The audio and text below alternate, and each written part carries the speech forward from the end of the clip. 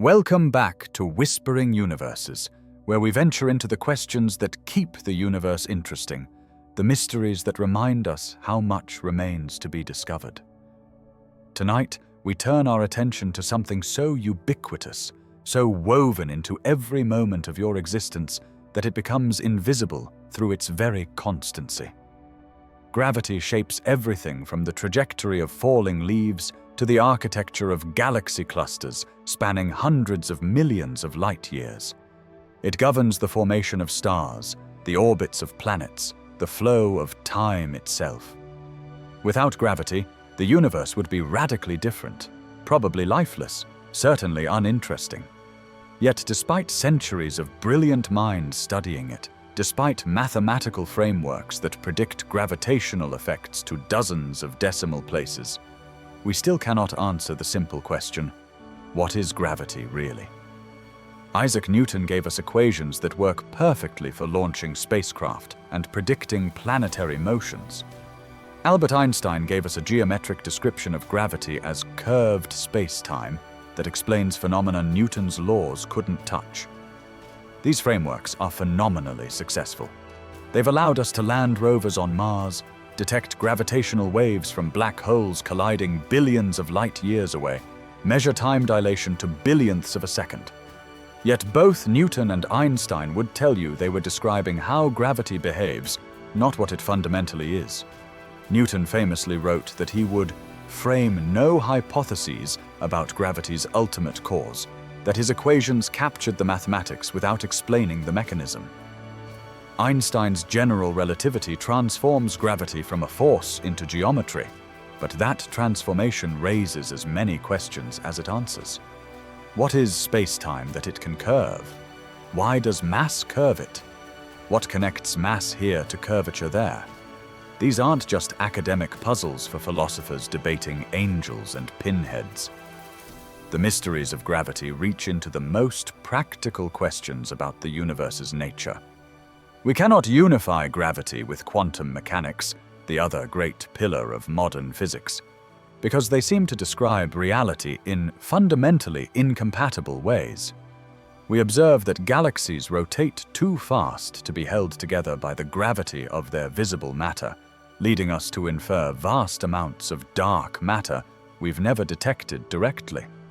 We've discovered the universe's expansion is accelerating, pushed by some dark energy that opposes gravity's pull.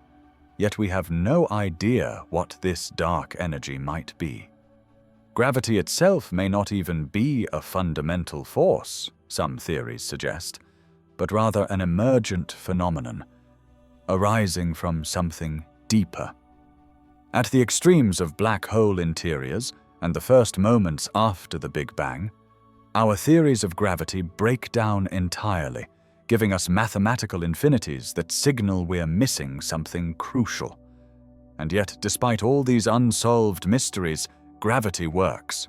It works predictably, reliably, precisely enough that we navigate spacecraft through the solar system using its mathematics. Works so consistently that we've tested Einstein's predictions in dozens of ways and found them accurate every single time. This combination of practical success and fundamental mystery makes gravity unique among the forces we've discovered. The strong nuclear force, the weak nuclear force, and electromagnetism all fit into the quantum mechanical framework.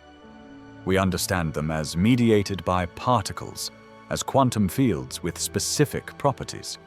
But gravity stands apart, stubbornly resisting unification, operating by different rules at scales from the subatomic to the cosmic. Tonight, we'll explore this strange situation together. We'll trace how humanity learned to describe gravity mathematically, from Galileo timing balls rolling down inclined planes to LIGO detecting space-time ripples from colliding black holes. We'll examine the phenomena gravity creates, the spirals of galaxies and the formation of stars, the extreme warping of space-time around black holes where our theories predict their own obsolescence. And we'll confront honestly the mysteries that remain, the dark matter and dark energy that dominate the universe.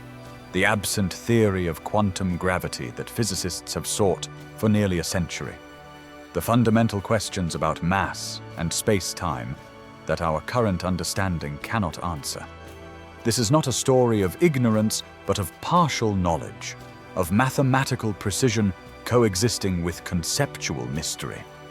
It's a story that reminds us that science progresses not by answering all questions, but by asking better ones, by building frameworks that work practically while remaining honest about what they don't explain.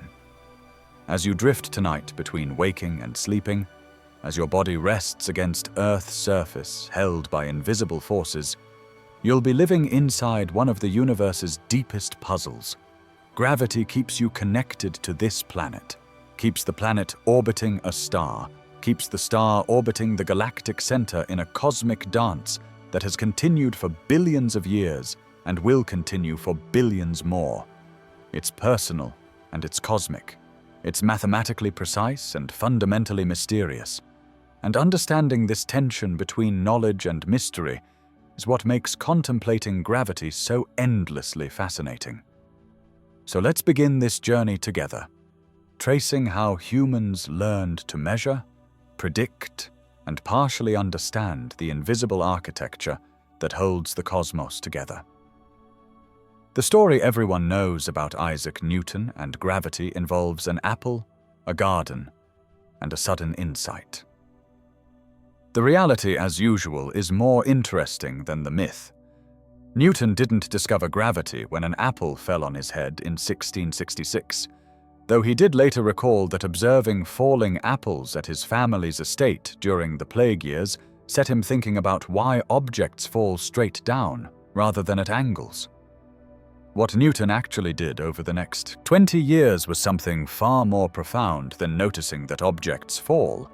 He developed a mathematical framework that unified terrestrial falling with celestial motion, showed that the same force pulling apples downward also keeps the moon in orbit, and gave humanity its first truly universal physical law.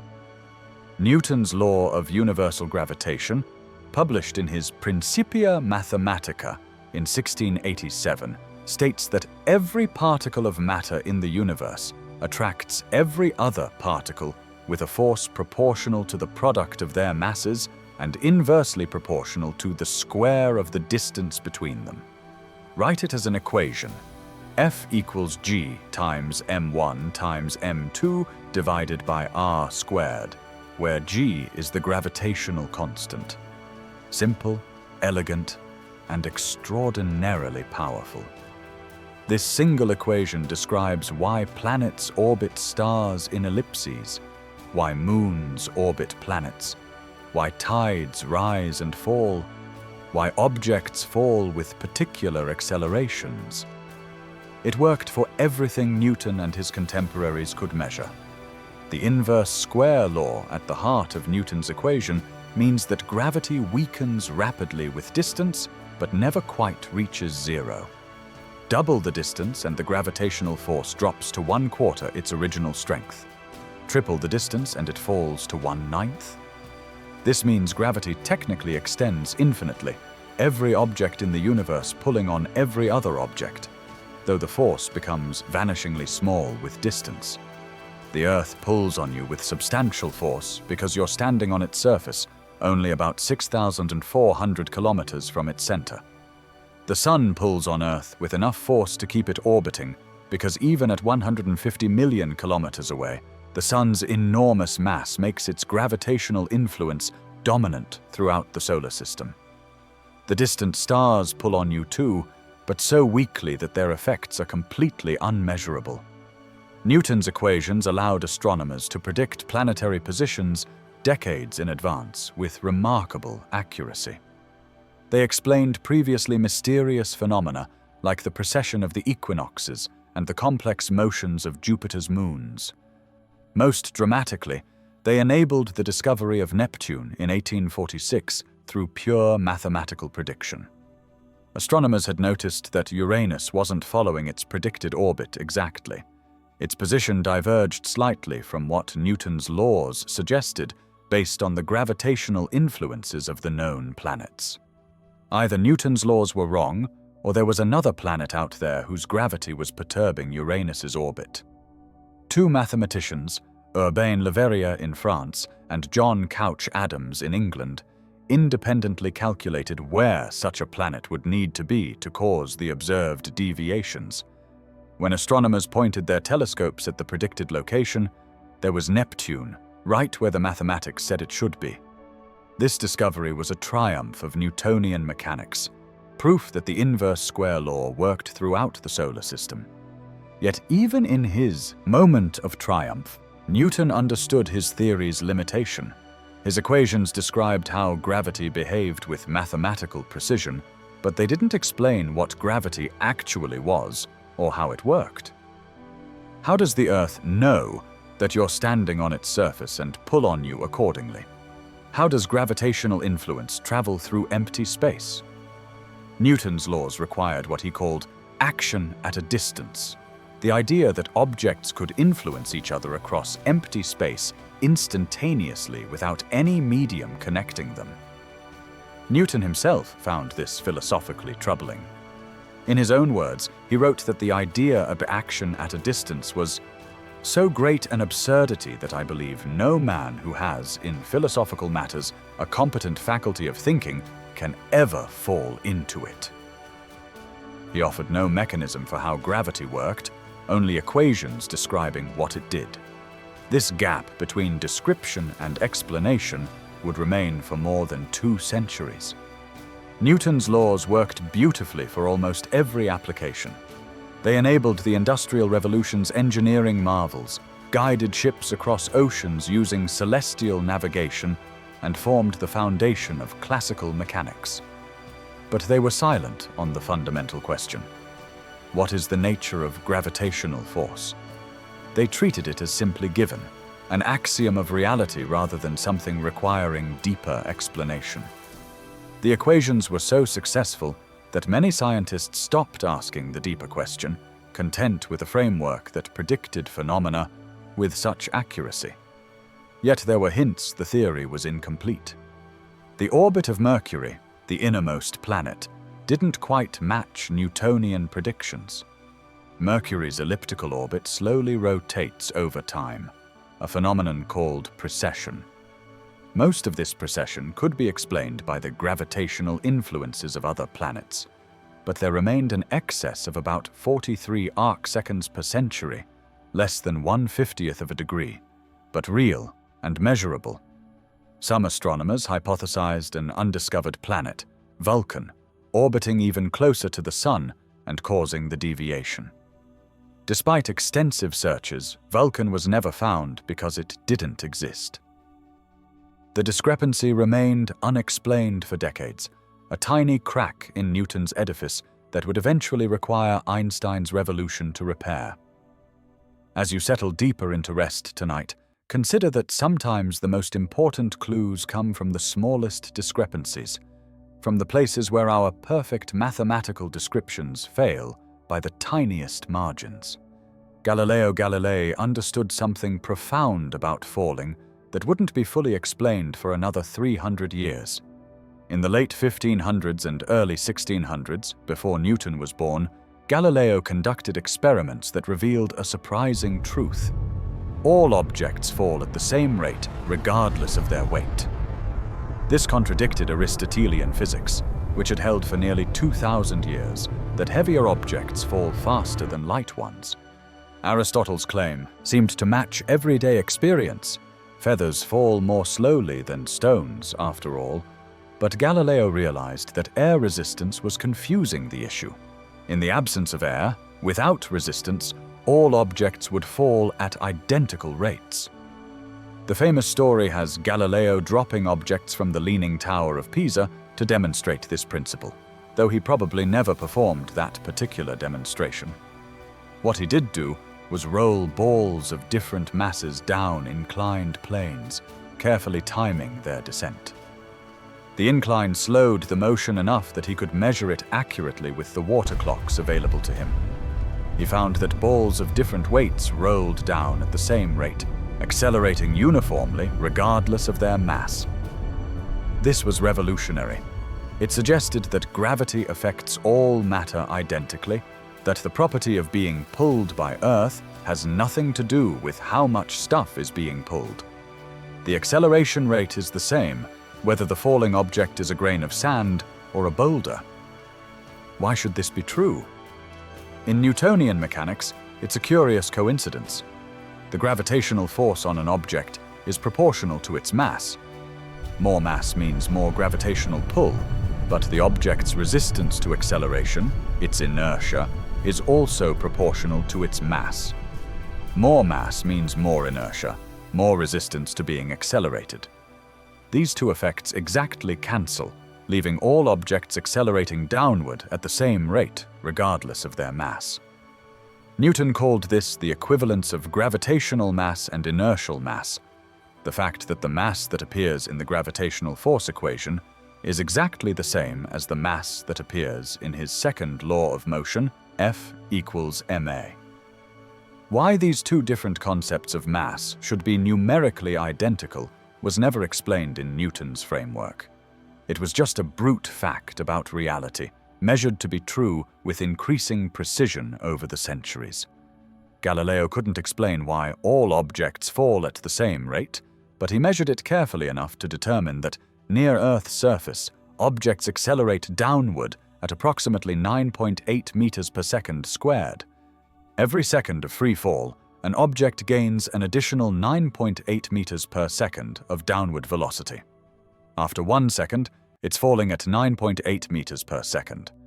After 2 seconds, 19.6 meters per second. After 3 seconds, 29.4 meters per second.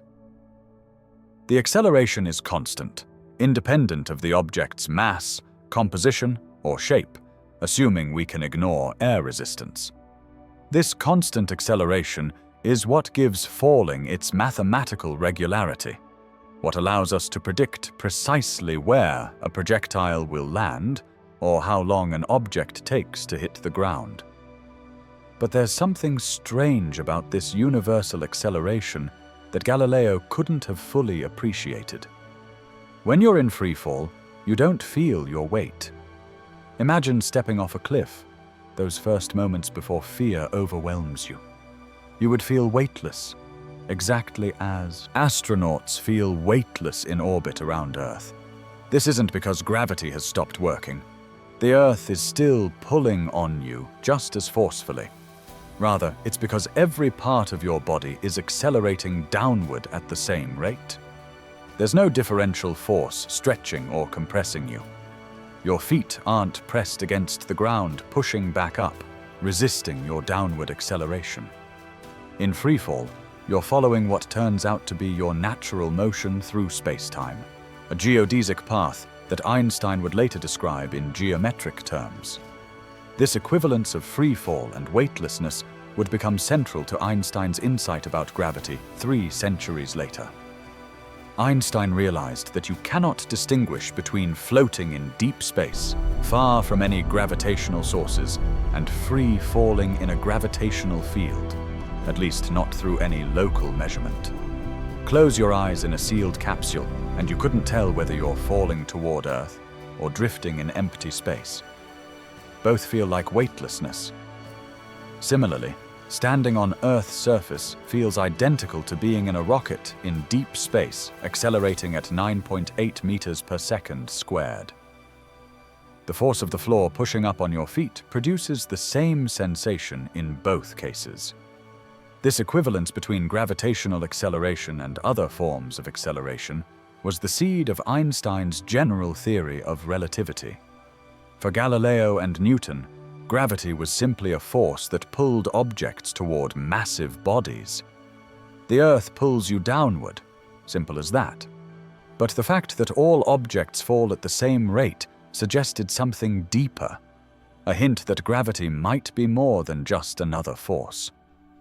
If gravity pulled harder on heavier objects, but those objects also resisted acceleration more strongly, and these two effects precisely cancelled in every case, perhaps something fundamental was connecting these supposedly separate properties. Perhaps gravity wasn't really a force at all in the conventional sense, but something more intimately woven into the structure of space and time themselves.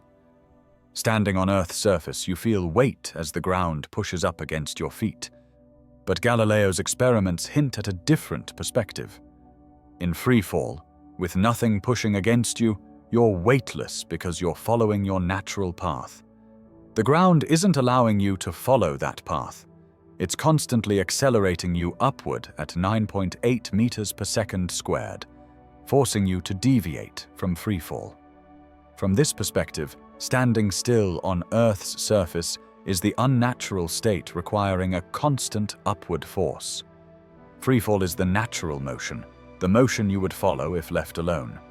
This inversion of the obvious, seeing standing as being accelerated and falling as moving naturally, points toward Einstein's revolutionary reconception of gravity as geometry rather than force. As your breathing slows and consciousness softens, imagine that distinction between falling and standing, between natural motion and forced deviation, and wonder what it might mean. Albert Einstein's great insight began with a thought experiment he later called the happiest thought of my life. He imagined a person falling from the roof of a house.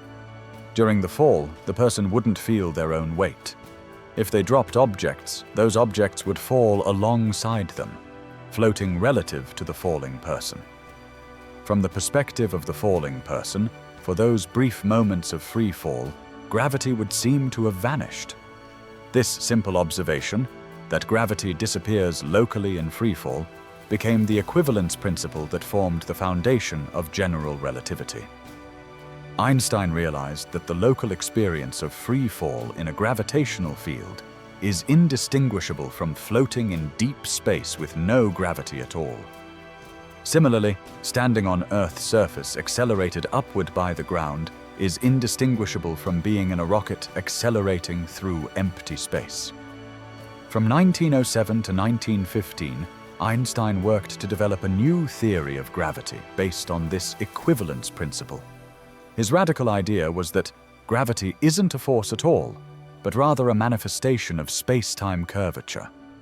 Mass and energy don't pull on other objects across empty space.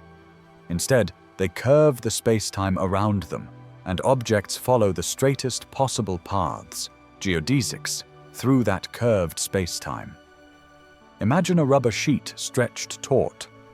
Place a heavy ball on it, and the sheet dimples, curving downward around the ball. Now roll a marble near the heavy ball. The marble doesn't travel in a straight line across the sheet, but curves toward the heavy ball, following the contours of the curved surface. Einstein proposed that mass curves space-time in a similar way, though in 4 dimensions rather than the 2 dimensions of the rubber sheet analogy, and objects follow geodesics through that curved space-time. This reconception solves the mystery of how gravity acts at a distance. It doesn't. There's no mysterious force reaching across empty space. Mass curves the space-time in its immediate vicinity, and that curvature extends outward, diminishing with distance, but never quite reaching zero. Objects respond to the local curvature of space-time where they are, not to distant masses directly. They follow geodesics, the paths through space-time that represent the closest thing to straight-line motion possible in curved geometry. A planet orbiting a star isn't being pulled by a force.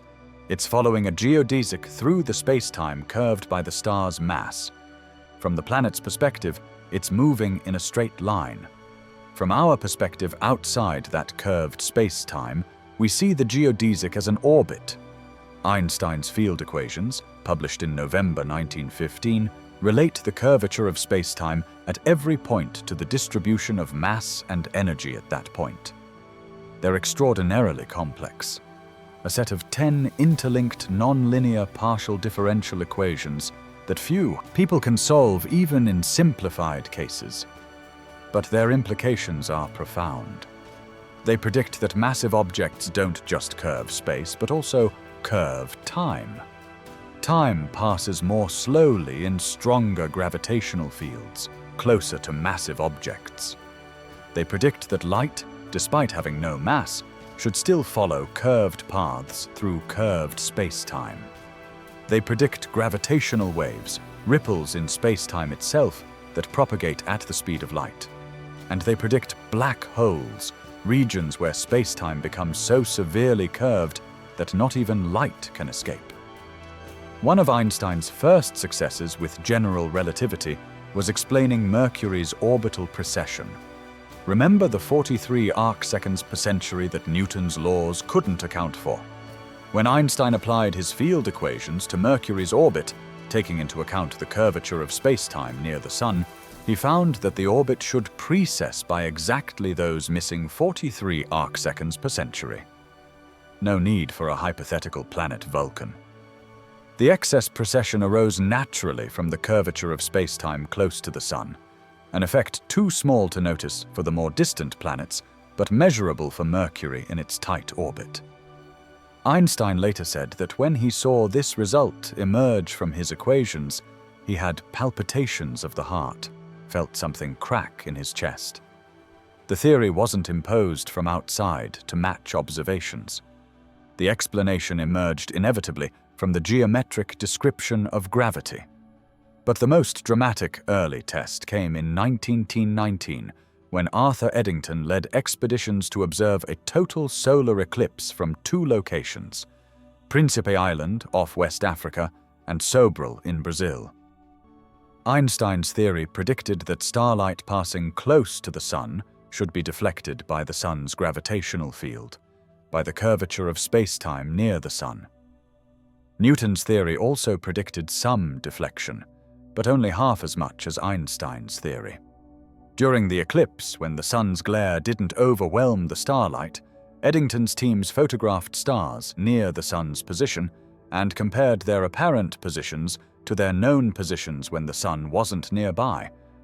The stars appeared displaced, and the amount of displacement matched Einstein's prediction, twice what Newton would have predicted.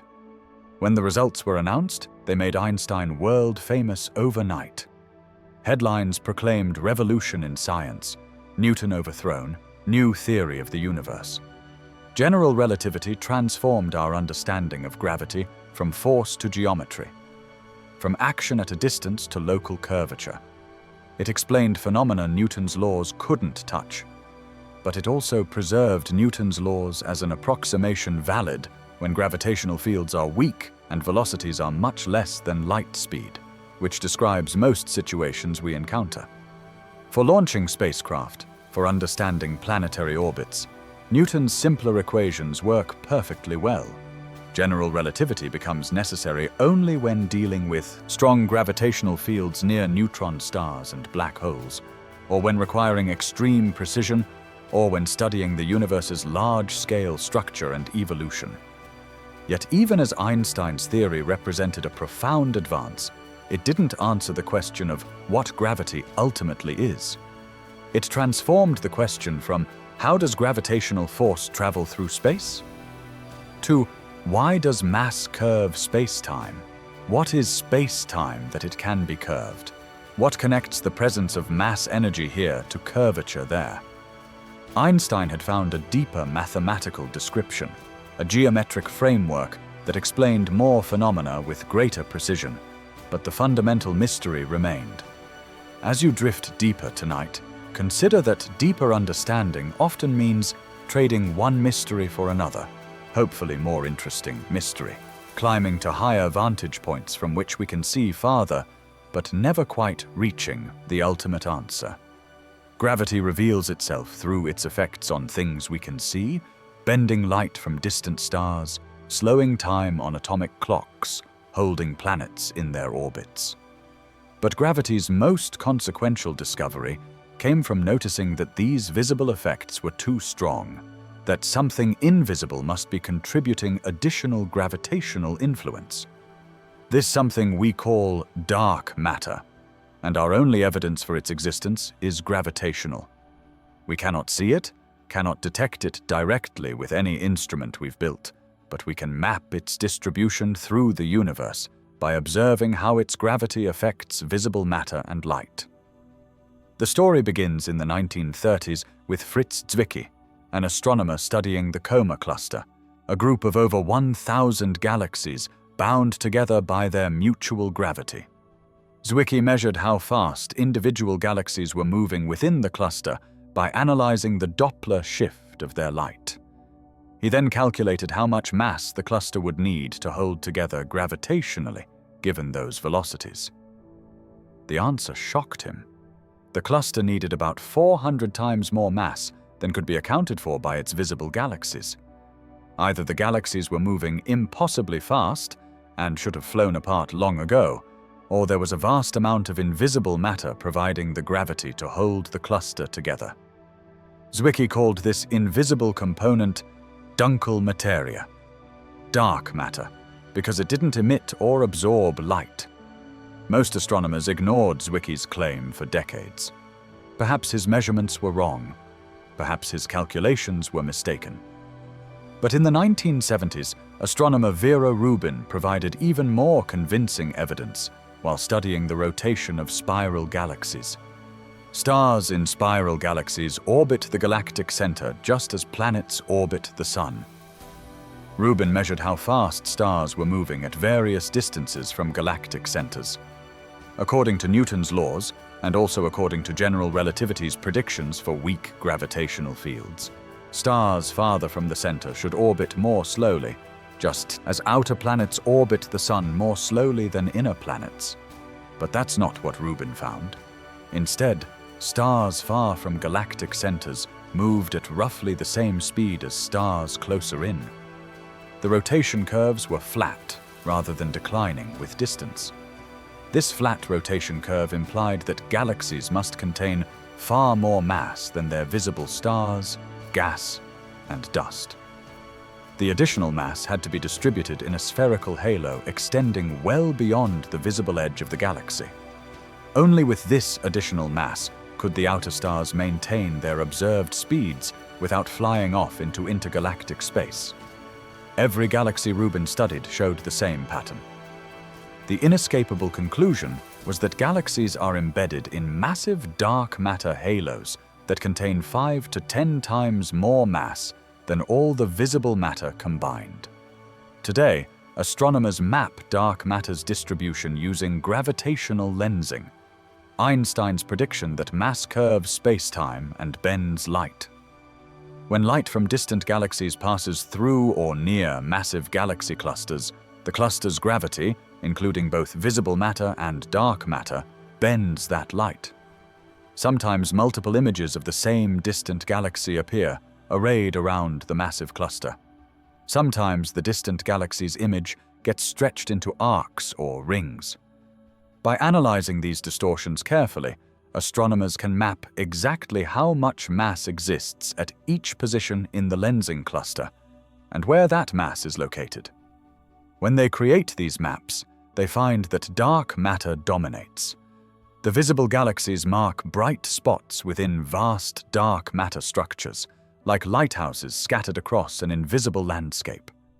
The most dramatic example is the Bullet Cluster, two galaxy clusters that collided and passed through each other. When the clusters collided, their hot gas, which glows in X-rays, slammed together and was slowed by the collision, creating a shock front visible in X-ray images. But gravitational lensing maps show that most of each cluster's mass passed through the collision unaffected, continuing onward. This dark matter component, which doesn't interact through electromagnetic force and barely interacts even with itself, sailed through the collision while the visible gas stopped. This observation rules out many alternative theories that try to explain galactic rotation curves by modifying gravity instead of invoking dark matter. The spatial separation between where most mass is, according to gravitational lensing, and where the visible matter is, according to X-rays, can only be explained if most mass is dark matter that doesn't interact electromagnetically.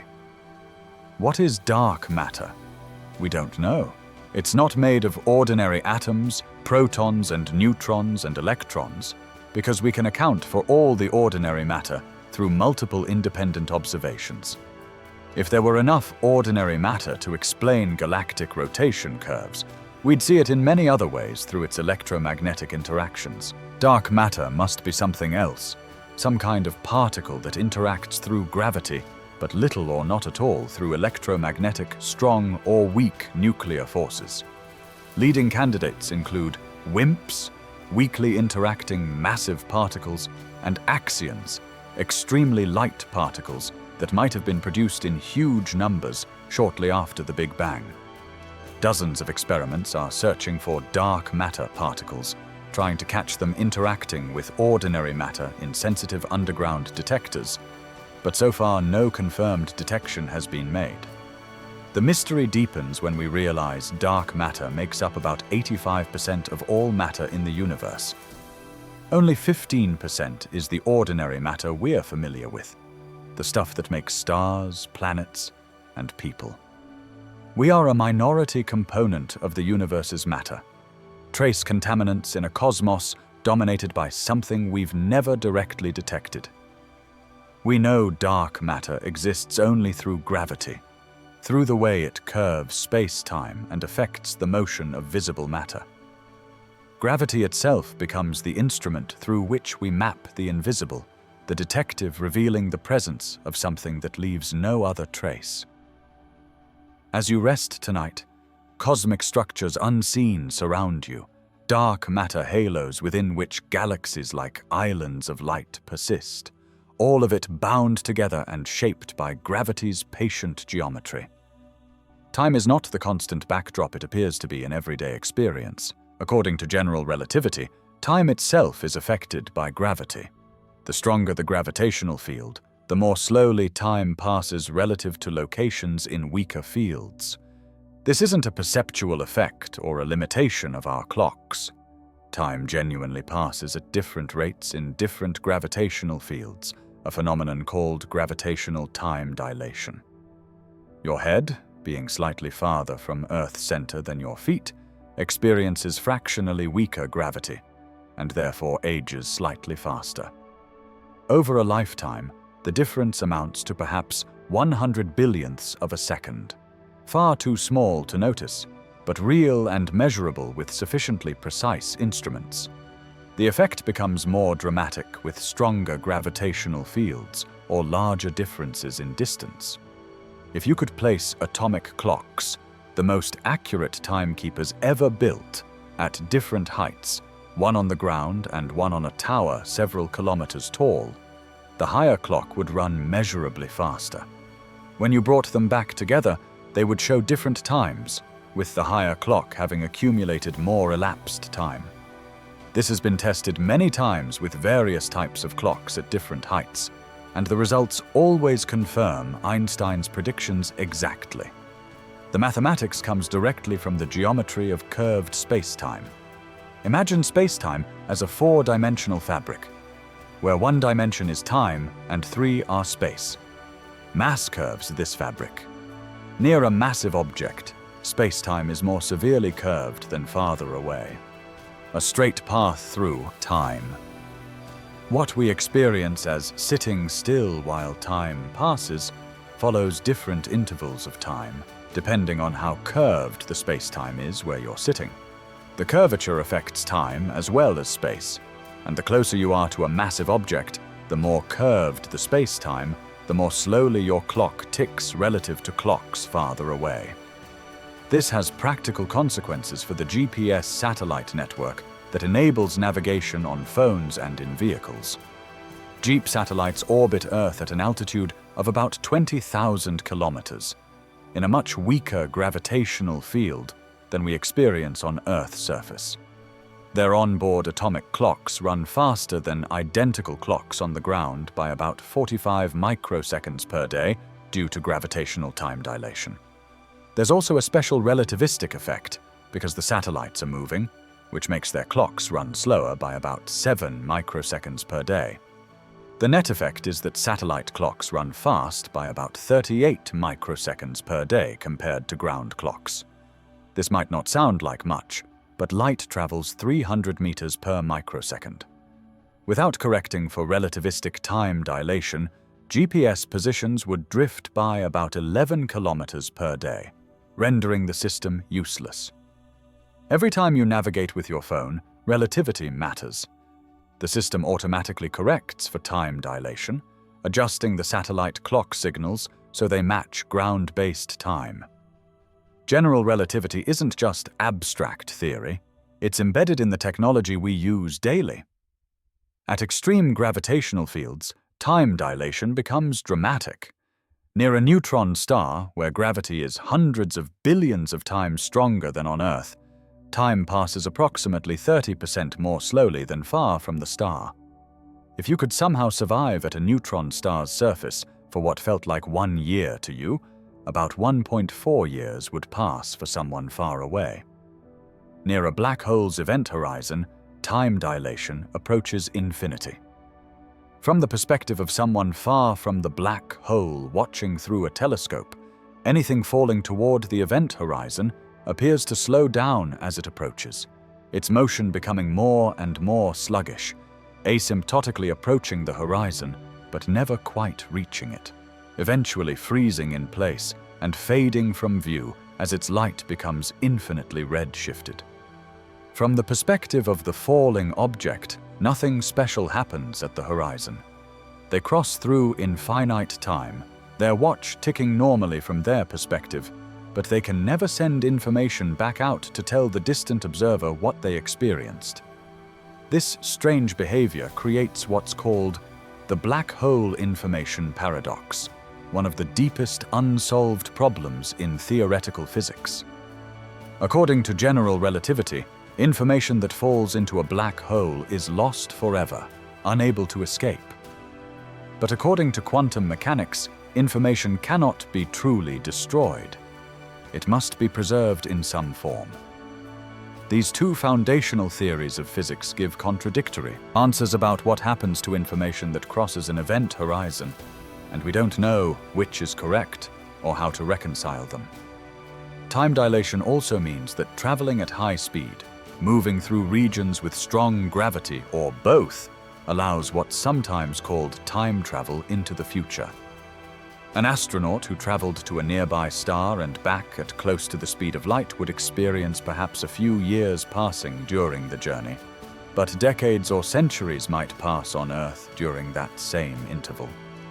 Special relativity's time dilation from motion combines with general relativity's gravitational time dilation to create even more extreme effects.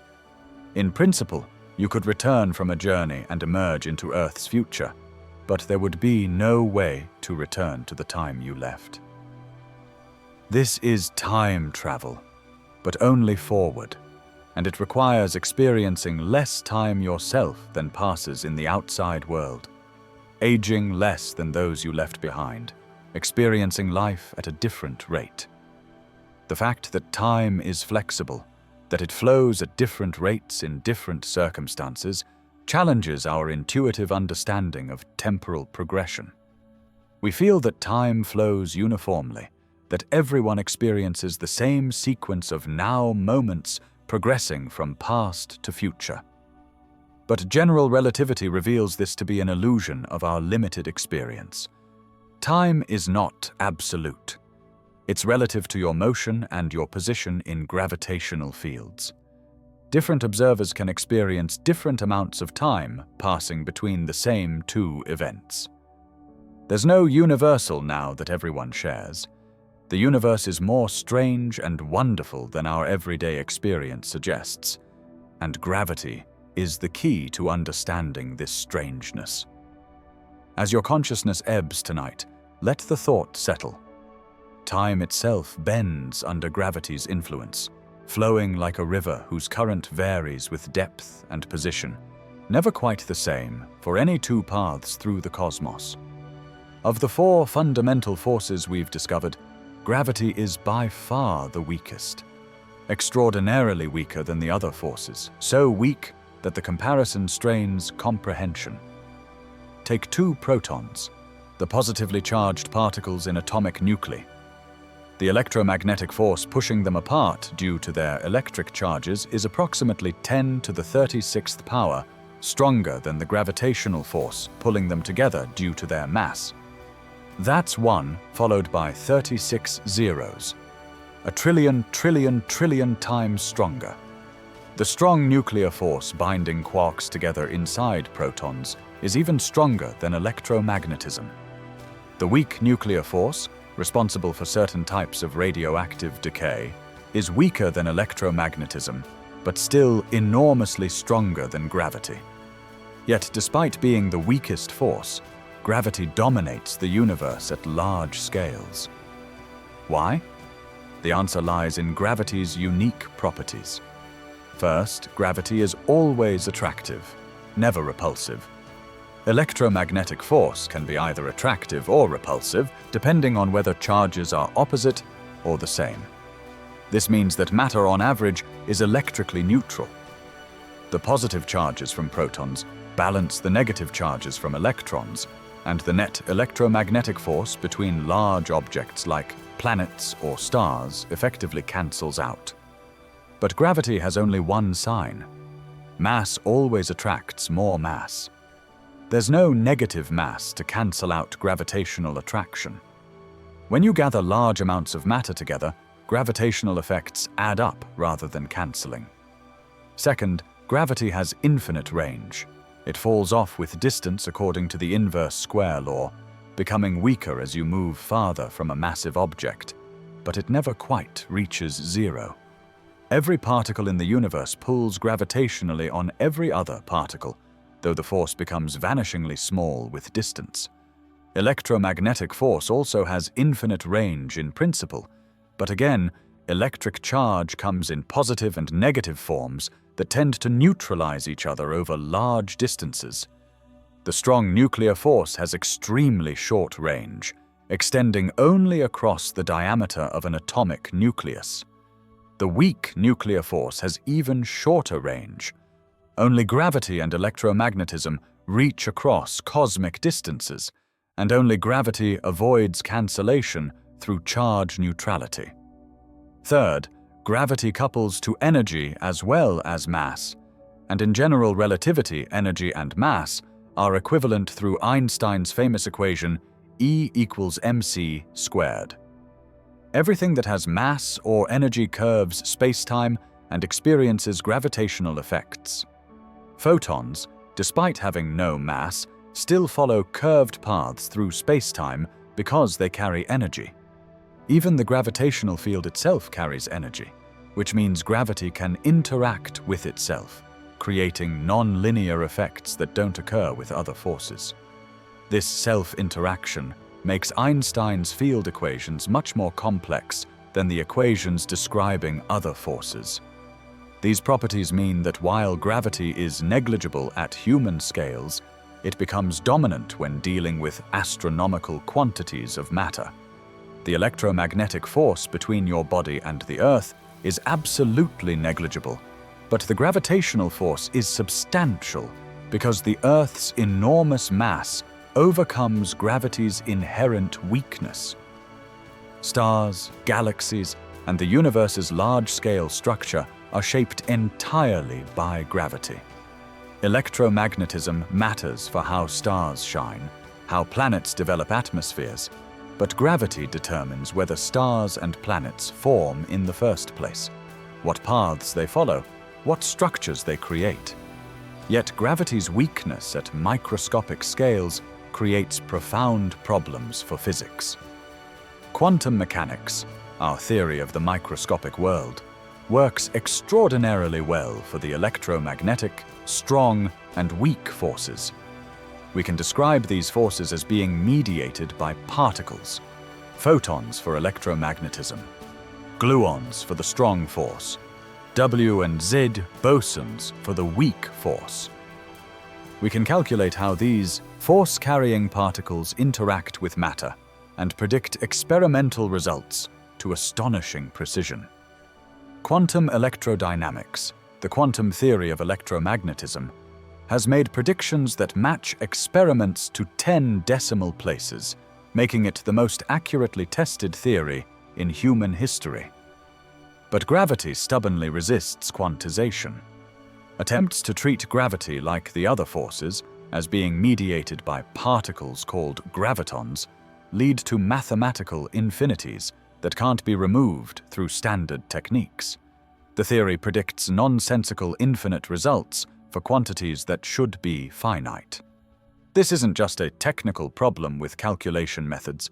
It signals that something is fundamentally wrong with trying to force gravity into the quantum mechanical framework that works for other forces.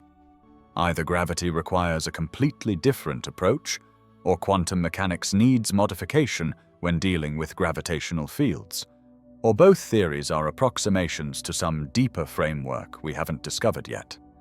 This disconnect between gravity and quantum mechanics becomes critical in situations where both are important, inside black holes at the Big Bang's first moments, wherever space-time curvature becomes extreme at microscopic scales. Our theories break down, giving infinite answers or no answers at all.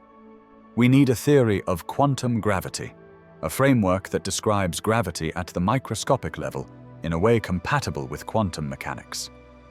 String theory, loop quantum gravity, and other approaches have been proposed, but none has been confirmed experimentally, and none has yet provided the breakthrough that would unify our understanding. The weakness of gravity also leads to what's called the hierarchy problem. Why is gravity so much weaker than the other forces? Why should the gravitational force between protons be 10 to the 36th power weaker than their electromagnetic repulsion? This enormous gap in strength seems unnatural, requiring incredibly precise fine-tuning of nature's constants. Some theories suggest extra dimensions of space beyond the three we experience, with gravity spreading out into these extra dimensions and thereby appearing weaker in our three-dimensional space.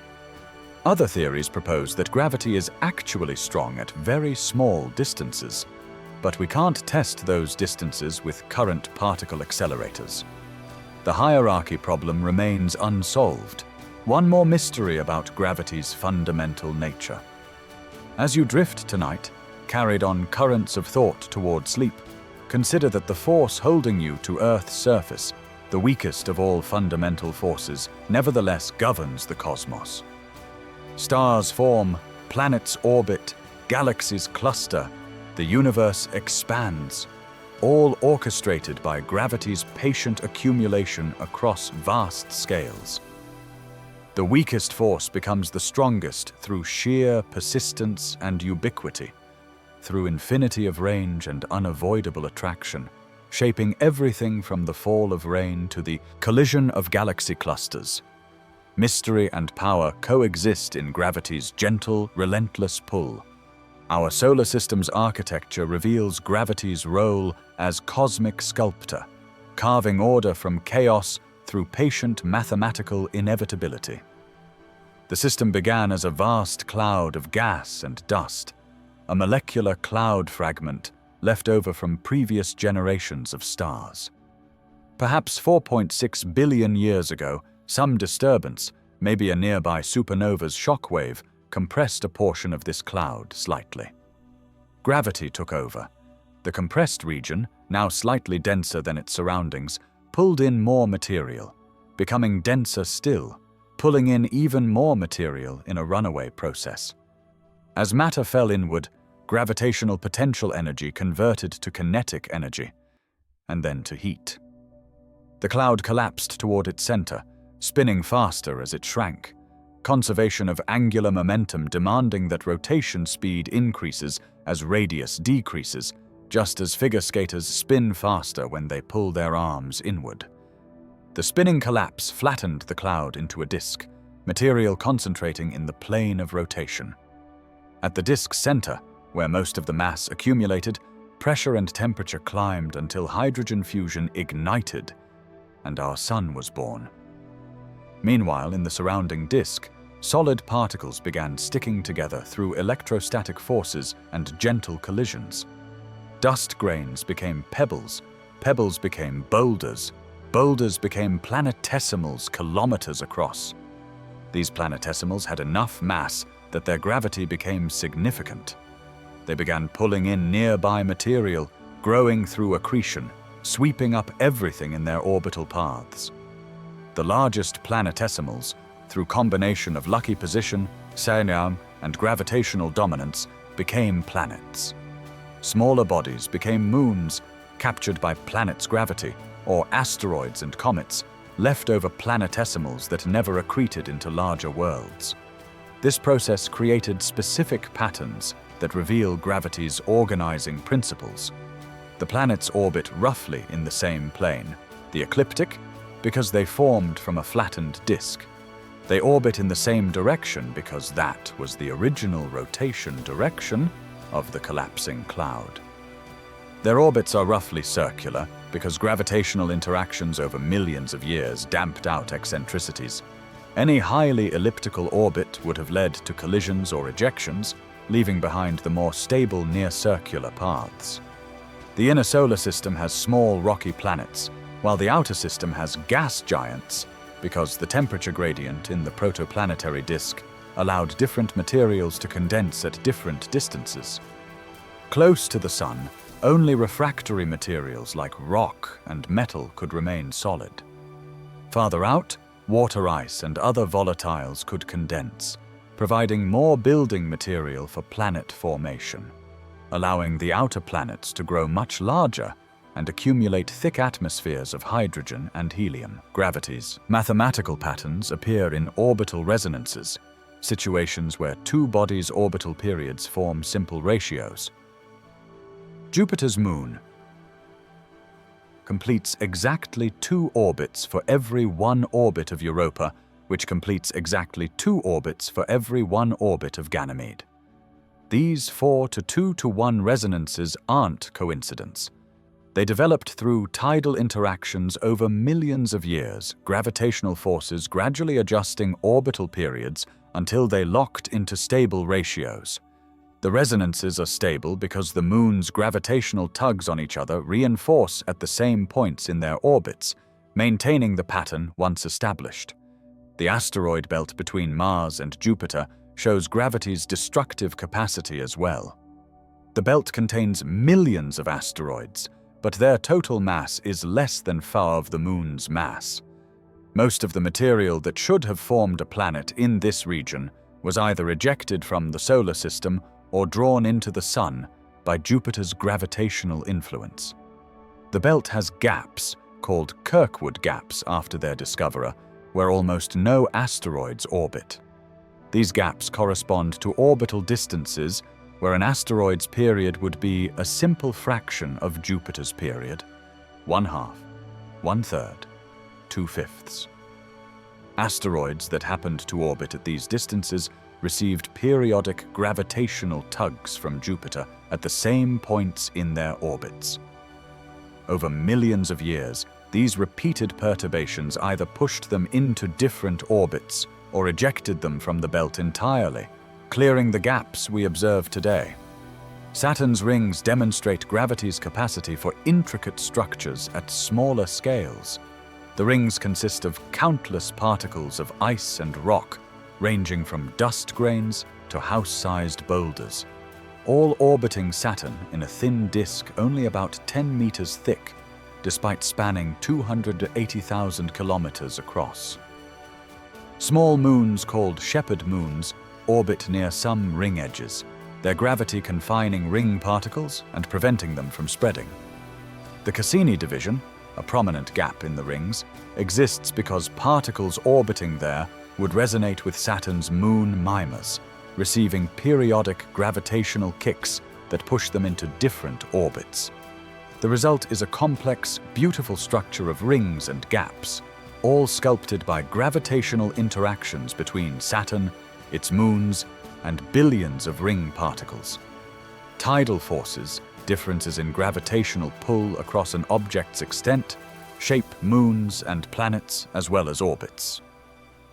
Earth's moon is tidally locked to Earth, always showing us the same face because the moon's rotation period equals its orbital period. This happened because Earth's gravity pulled more strongly on the side of the moon facing Earth than on the far side, creating a tidal bulge. As the moon initially rotated faster than it orbited, this bulge moved, and the gravitational interaction between Earth and the bulge created torque that gradually slowed the moon's rotation until it matched the orbital period. Now the bulge points constantly toward Earth, and there's no more torque. Eventually, Earth will also become tidally locked to the moon, though this will take billions more years. The same process has locked most large moons to their planets throughout the solar system. Tidal heating generates energy inside some moons through gravitational flexing. Jupiter's moon Io is the most volcanically active body in the solar system, despite being smaller than Earth's moon. This volcanism is powered by tidal heating. Io's orbit is slightly elliptical due to orbital resonances with Europa and Ganymede, so Io's distance from Jupiter varies. When closer, Jupiter's gravity pulls more strongly, squeezing Io. When farther, the pull is weaker and Io relaxes slightly. This constant flexing generates friction inside Io, heating the interior enough to keep it molten and drive intense volcanism. Saturn's moon Enceladus similarly has geysers erupting from its south pole, powered by tidal heating from Saturn's gravity. All of this complexity, rings and resonances, tidal locking and heating, circular orbits and cleared gaps, emerges from gravity's simple inverse square law applied to millions of objects over billions of years. The solar system's architecture is gravity's patient sculpture, every feature reflecting mathematical necessity playing out across deep time. As you settle into stillness, imagine the constant gravitational conversations happening throughout the solar system, every object pulling on every other object, orbits adjusting infinitesimally over time, a cosmic clockwork driven by attraction's geometry. Stars are gravity's most direct creation, formed when gravity collapses clouds of gas, and sustained through a battle between gravity's inward pull and fusion's outward pressure. This balance, called hydrostatic equilibrium, defines stellar life for most of a star's existence. But the balance is temporary. Eventually, gravity wins, and what happens next depends on how much mass has accumulated.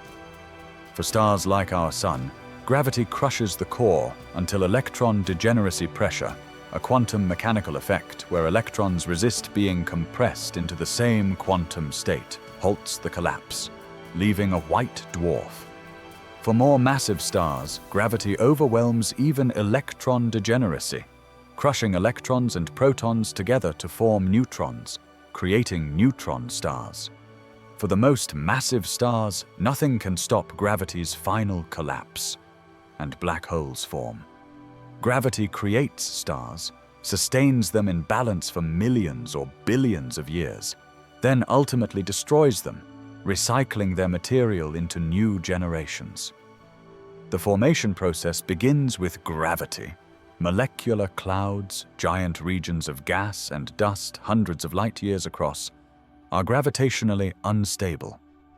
Random fluctuations, regions slightly denser than average, begin pulling in nearby material. As matter accumulates, gravitational potential energy converts to kinetic energy and heat. The dense core heats up as it shrinks. For a cloud massive enough, eventually the core temperature reaches about 10 million Kelvin and pressure reaches millions of atmospheres.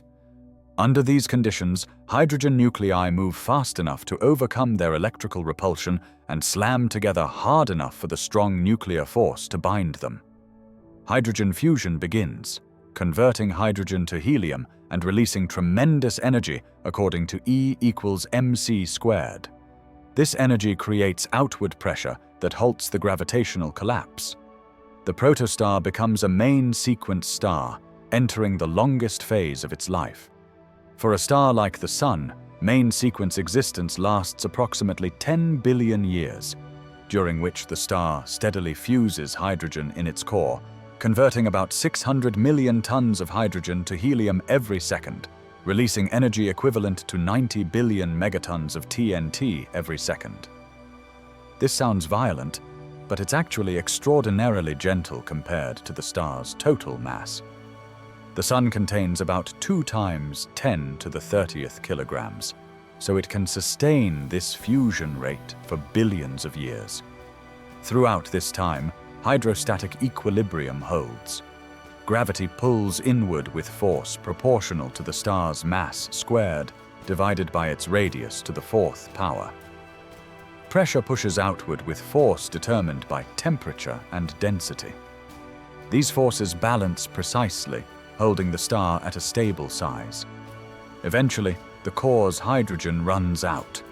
Fusion stops in the core, though it may continue in a shell around the core. Without fusion energy, nothing resists gravity's pull.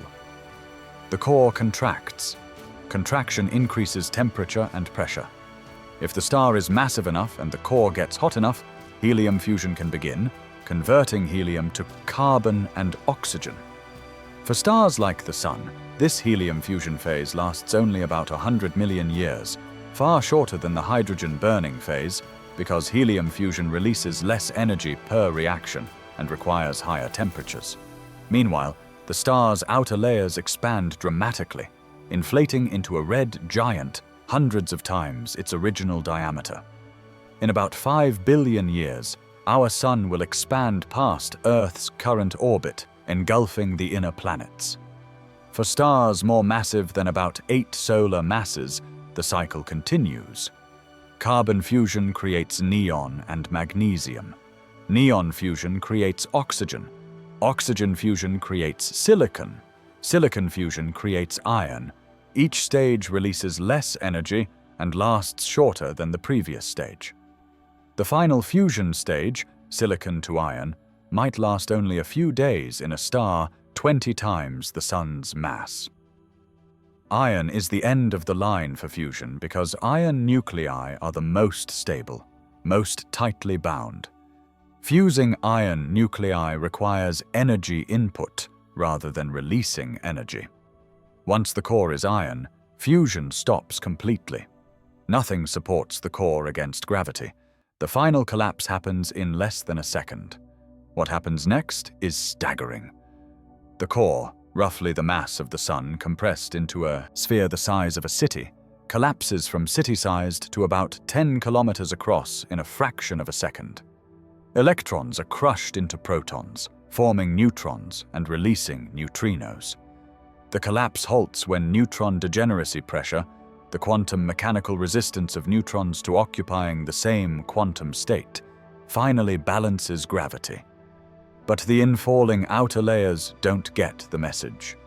They continue falling inward and slam into the incompressible neutron core at a significant fraction of the speed of light. The collision creates a shockwave that blasts outward through the star, heating material to billions of degrees and creating conditions where fusion of elements heavier than iron becomes possible.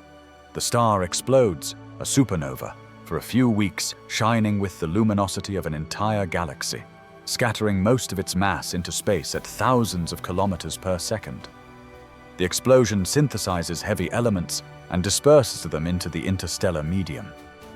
Every element heavier than helium in your body, the carbon in your cells, the iron in your blood, the calcium in your bones, was forged in the core of a star or the violence of a supernova explosion and later incorporated into the cloud that formed our solar system.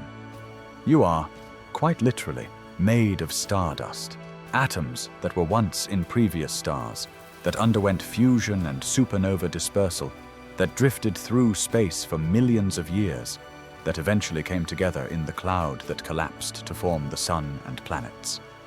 Gravity created those previous stars, sustained them, crushed them, triggered their explosive deaths, then gathered the scattered ashes into new stars and worlds, including the one where you lie tonight. If the stellar core remaining after supernova is less than about 3 solar masses, neutron degeneracy pressure can support it, creating a neutron star. These objects have density comparable to atomic nuclei, roughly 400 trillion times the density of water, compressed to the point where a teaspoon would weigh 1 billion tons.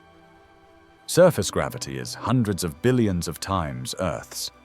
Escape velocity approaches half the speed of light. Some neutron stars spin hundreds of times per second, their rapid rotation a legacy of conservation of angular momentum during core collapse. The collapsing core spinning faster as it shrank, just as figure skaters spin faster when they pull their arms in. If the core exceeds about 3 solar masses, even neutron degeneracy cannot halt collapse. Gravity overwhelms all forms of pressure known to physics. The core continues collapsing, no equilibrium possible, forming a black hole. These stellar mass black holes, typically ranging from 3 to perhaps 50 solar masses, are gravity's most extreme creation short of the supermassive black holes at galactic centers. They represent matter crushed to infinite density, according to general relativity, or perhaps to some quantum scale where our current theories fail. They are endpoints, futures that gravity makes inevitable for sufficiently massive stellar cores, regions where space-time itself becomes so warped that our best mathematical descriptions encounter their own limits. Black holes are where Einstein's beautiful geometric description of gravity encounters fundamental limits, where mathematics predicts its own breakdown, where the framework that works everywhere else gives infinite answers, signaling something deeper is needed. A black hole forms when matter compresses to such density that space-time curvature becomes so extreme that not even light can escape. The boundary of this region is called the event horizon, a surface in space-time beyond which all paths lead inexorably inward. Cross the event horizon and you cannot return, not because something actively prevents you, but because the geometry of space-time itself offers no outward direction. All time-like paths, all possible futures from any point inside the horizon lead to the singularity at the center, where curvature becomes infinite and general relativity breaks down. The event horizon's size depends only on the black hole's mass. For a black hole with the sun's mass, the event horizon would be about 3 kilometers in radius, called the Schwarzschild radius after Karl Schwarzschild, who found the first exact solution to Einstein's field equations, describing a non-rotating, uncharged black hole in 1916, just months after Einstein published general relativity. For a black hole with 10 solar masses, the radius would be about 30 kilometers. For a supermassive black hole with 1 billion solar masses, like those at galactic centers, the radius would be nearly 3 billion kilometers, larger than the orbit of Uranus, yet all that mass compressed within that horizon. What makes black holes genuinely strange isn't just their density, but what happens to space-time near the horizon. Far from a black hole, space-time is only slightly curved and objects follow nearly Newtonian paths. But close to the horizon, curvature becomes extreme. Time slows from the perspective of distant observers. Light gets severely red-shifted as photons climb out of the gravitational well, losing energy. At the horizon itself, time dilation becomes infinite from outside perspective. Anything falling toward the horizon appears to slow asymptotically, never quite reaching the boundary, instead freezing in place and fading from view as its light gets red-shifted to infinite wavelength. Yet from the perspective of the falling object, nothing special happens at the horizon. They pass through in finite time by their clock, experiencing nothing unusual at that boundary. This leads to a perspective paradox. An external observer, watching from safety, never sees anything cross the horizon. Instead, they see it frozen just outside, gradually fading. But the falling observer experiences crossing the horizon normally, nothing marking the moment of no return, except that afterward, they cannot signal outward. Perspectives are valid in their own reference frames, but they describe seemingly incompatible experiences. This paradox intensifies when considering black hole evaporation. Stephen Hawking predicted in 1974 that black holes emit thermal radiation due to quantum effects near the horizon. Particle-antiparticle pairs constantly arise from vacuum fluctuations. Near the horizon, one particle might fall in while the other escapes, creating what appears from outside as thermal radiation. This Hawking radiation carries energy away, causing the black hole to slowly lose mass and eventually evaporate completely. But here's the paradox. From the outside observer's perspective, nothing ever falls into the black hole. Everything remains frozen just outside the horizon. Yet the black hole gains mass from infalling matter and later loses it through evaporation. What happens to the information about the quantum state of matter that fell in? Does it get destroyed, violating quantum mechanics' principle that information must be preserved? Or does it somehow get encoded in the Hawking radiation? And if so, how does information from inside the horizon escape when nothing can escape? This information paradox has puzzled physicists for 50 years.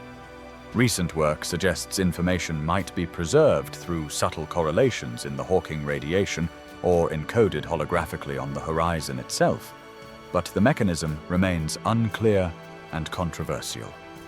Inside the horizon, tidal forces, differences in gravitational pull across distance become extreme. Your feet, slightly closer to the singularity than your head, experience stronger pull. This difference stretches you vertically while compressing you horizontally, an effect physicists genuinely call spaghettification. For a stellar mass black hole, this stretching becomes lethal well before you reach the horizon. Your body would be torn apart by tidal forces. But for a supermassive black hole, the horizon can be millions of kilometers from the singularity.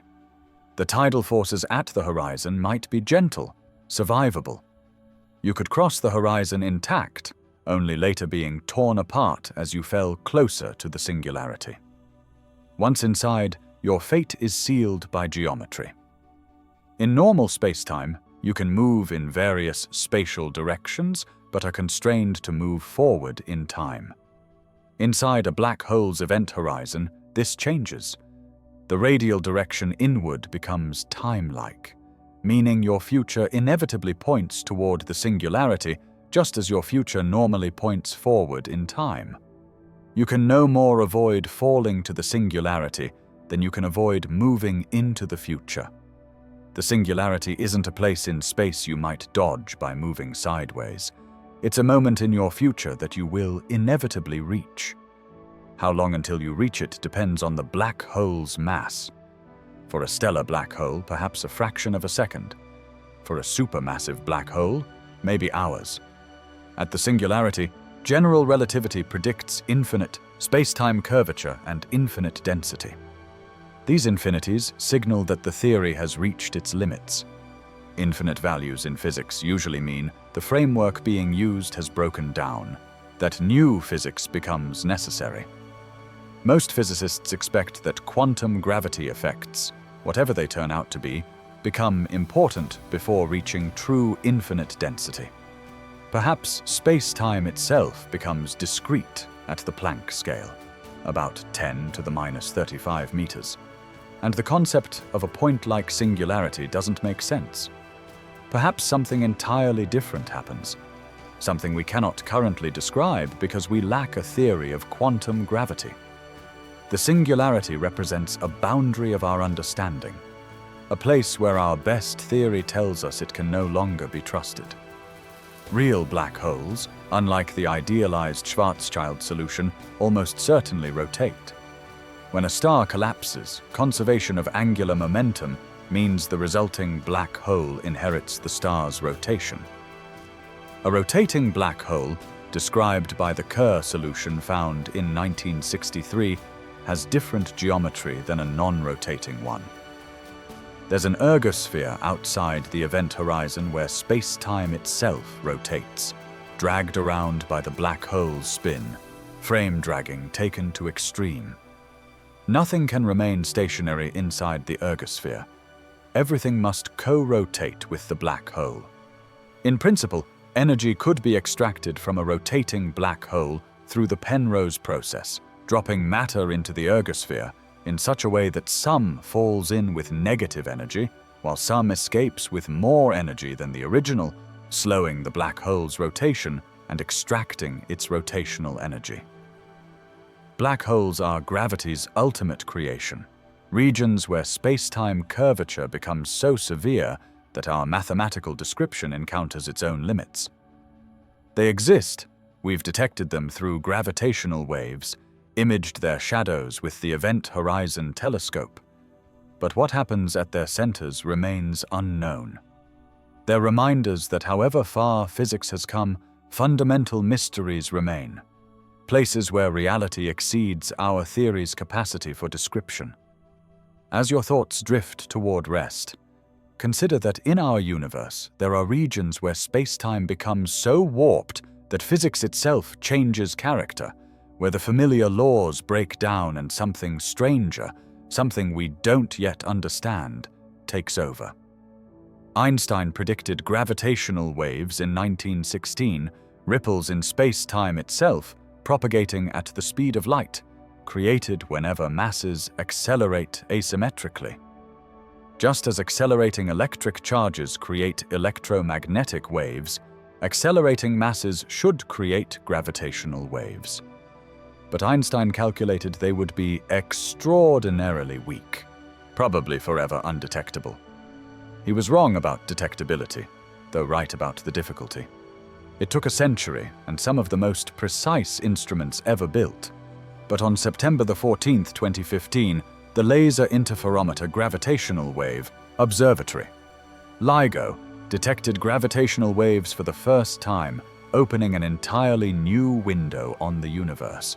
The detection confirmed Einstein's prediction spectacularly, while also revealing something astonishing. The waves came from two black holes, one about 29 solar masses and one about 36 solar masses, spiraling into each other and merging 1.3 billion light-years away. As they orbited each other in their final moments, accelerating at significant fractions of light speed, they generated powerful gravitational waves. These waves spread outward through space-time at light speed, carrying energy away from the system. This energy loss caused the orbit to decay, the black holes to spiral closer, accelerating more, generating stronger waves, spiraling even faster in a runaway process that culminated in merger. In the final fraction of a second before collision, the two black holes were orbiting each other hundreds of times per second, generating gravitational waves with frequencies humans can hear. If space-time oscillations could be converted to sound, you could have heard the final moments as a chirp, rising in frequency and amplitude before cutting off at merger. The merged black hole contained about 62 solar masses. Wait, 29 plus 36 equals 665, not 62. 3 solar masses, the mass of 3 stars, was converted entirely to gravitational wave energy in the final seconds of merger according to E equals mc squared. That energy radiated away as ripples in space-time. For that brief moment, the merger was releasing more power in gravitational waves than all the stars in the observable universe were emitting in light. Peak power output reached approximately 50 times the light output of the entire visible universe, concentrated in space-time ripples rather than electromagnetic radiation.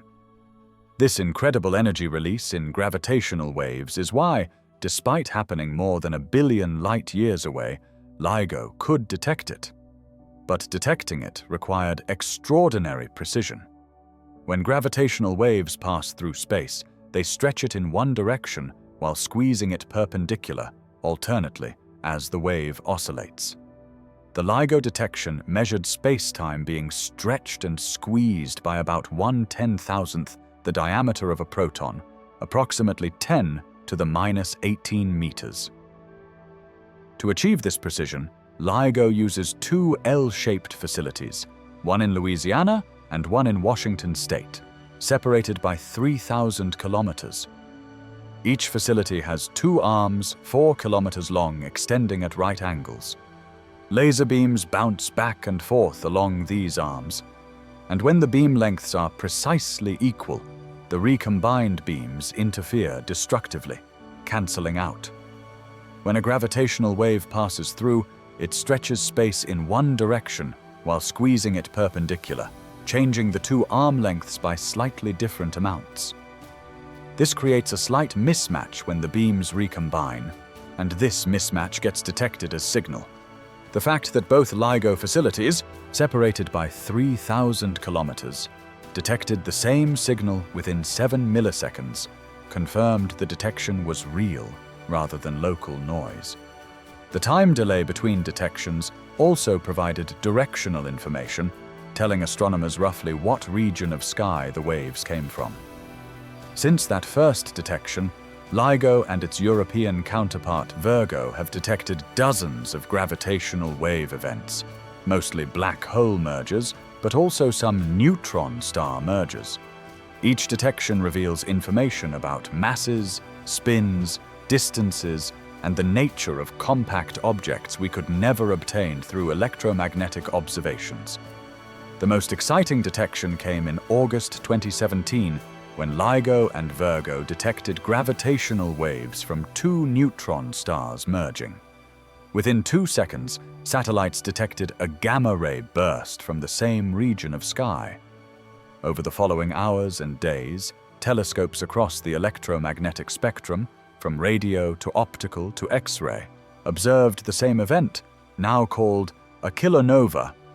This was the first time an astronomical event was observed in both gravitational waves and light, ushering in the era of multi-messenger astronomy, where different types of signals provide complementary information. The gravitational waves told us about the masses and merger dynamics. The electromagnetic observations told us about the explosion's composition, the elements created, how material was ejected. Together, they provided a complete picture impossible from either alone. Neutron star mergers are thought to be the primary source of heavy elements like gold and platinum in the universe. The extreme conditions during merger, matter compressed to nuclear density being heated and ejected at relativistic speeds, create an environment where rapid neutron capture can build elements heavier than iron through what's called the RR process. The 2017 kilonova observation confirmed this, spectroscopic evidence showing heavy element signatures in the ejected material.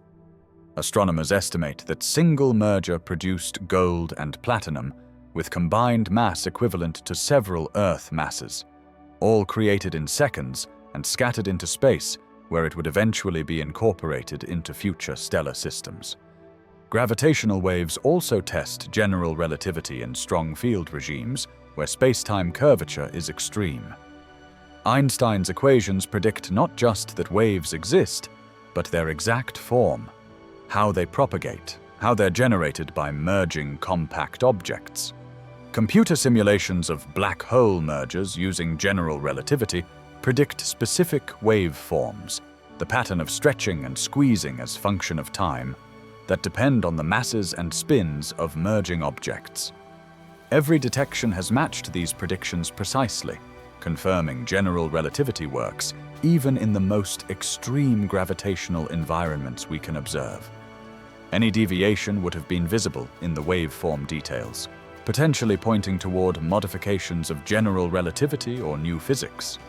None has been found. Einstein was right again. Future gravitational wave detectors will be even more sensitive. LIGO and Virgo are being upgraded. New detectors are being built in Japan and India. And LISA, the Laser Interferometer Space Antenna, planned for the 2030s, will detect lower frequency gravitational waves from space using 3 spacecraft arranged in a triangle with 2.5 million kilometer sides. LISA will detect supermassive black hole mergers occurring when galaxies collide, events too slow and low frequency for ground-based detectors. It might also detect gravitational waves from the Big Bang's first moments, primordial ripples created during cosmic inflation that would carry information about the universe when it was a tiny fraction of a second old, long before any electromagnetic signal could propagate. Gravitational waves represent Einstein's final gift to astronomy, predicted a century ago, detected after decades of technological development, opening a new sense for observing the cosmos. We'd been watching the universe with light since humanity first looked up. Now we can listen to the universe through space-time itself, hearing the collisions of objects so dense and dark they don't emit light, feeling the vibrations of mergers so violent they shake the fabric of space. As you rest tonight, gravitational waves from distant catastrophes pass through you, through Earth, through everything, stretching and squeezing space by amounts far too small to notice, messages from the universe's most violent events, written in the geometry of space-time itself. When we map the distribution of galaxies across cosmic scales, we find they're not randomly scattered, but organized into a structure called the cosmic web. Galaxies cluster along filaments, enormous strands of matter hundreds of millions of light-years long. These filaments intersect at nodes where galaxy clusters form. Between the filaments lie vast voids, regions hundreds of millions of light-years across containing few galaxies. The result looks remarkably like neural networks or like foam, with matter concentrated in intersecting sheets and filaments surrounding empty bubbles. This cosmic web is gravity's largest creation, the ultimate architecture arising from tiny quantum fluctuations in the early universe, amplified over billions of years. The story begins in the first moments after the Big Bang, when the universe was far smaller, hotter, and denser than today. Quantum fluctuations, random variations in energy density occurring at microscopic scales, existed throughout space. These fluctuations are predicted by quantum mechanics and have been measured in the cosmic microwave background, the afterglow of the Big Bang. The fluctuations were tiny, density variations of only about 1 part in 100,000. But they were the seeds of all future structure. As the universe expanded and cooled, gravity began amplifying these fluctuations. Regions slightly denser than average had slightly stronger gravity, pulling in nearby matter, becoming denser still, pulling in even more matter. Regions slightly less dense than average had weaker gravity, losing matter to denser regions, becoming less dense, creating voids. This process, called gravitational instability, is a positive feedback loop. Small differences grow into large differences. Over billions of years, tiny quantum fluctuations in the early universe grew into the galaxy clusters, filaments, and voids we observe today. Dark matter played a crucial role. Remember that dark matter comprises 85% of all matter. In the early universe, before the first stars formed, dark matter was the dominant gravitational influence. It began collapsing first, forming the gravitational wells into which ordinary matter later fell. The cosmic web is primarily a dark matter structure, with galaxies marking where ordinary matter accumulated in the dark matter scaffolding. We see the galaxies, but they're just visible traces of the underlying dark matter distribution, which contains 5 times more mass. Computer simulations of cosmic structure formation start with quantum fluctuations, matching those measured in the cosmic microwave background, include dark matter and ordinary matter with their measured densities, and let gravity evolve the system forward billions of years according to general relativity. These simulations reproduce the cosmic web structure remarkably well. They predict the sizes and masses of galaxy clusters, the lengths and densities of filaments, the sizes of voids. When compared to actual surveys mapping millions of galaxies, the simulations match observations in statistical detail. This success strongly supports our understanding of gravity, dark matter, and cosmic evolution, even though we don't know what dark matter actually is. Its gravitational effects are sufficient to shape the universe's largest structures. The filaments themselves are dynamic structures. Matter flows along them toward the nodes where clusters form. Galaxies within filaments aren't static, but moving, falling toward the densest regions under gravity's influence. The entire cosmic web is engaged in slow-motion collapse, matter gradually concentrating toward nodes over billions of years. But there's a competing effect. The universe's expansion, driven by dark energy, works against this collapse, stretching space and trying to pull structures apart. On scales smaller than about 100 million light-years, gravity wins. Structures can collapse against expansion. On larger scales, expansion wins, preventing structure formation and stretching existing structures. The cosmic web represents the scale where these effects approximately balance, creating structures that are long-lived but not eternal.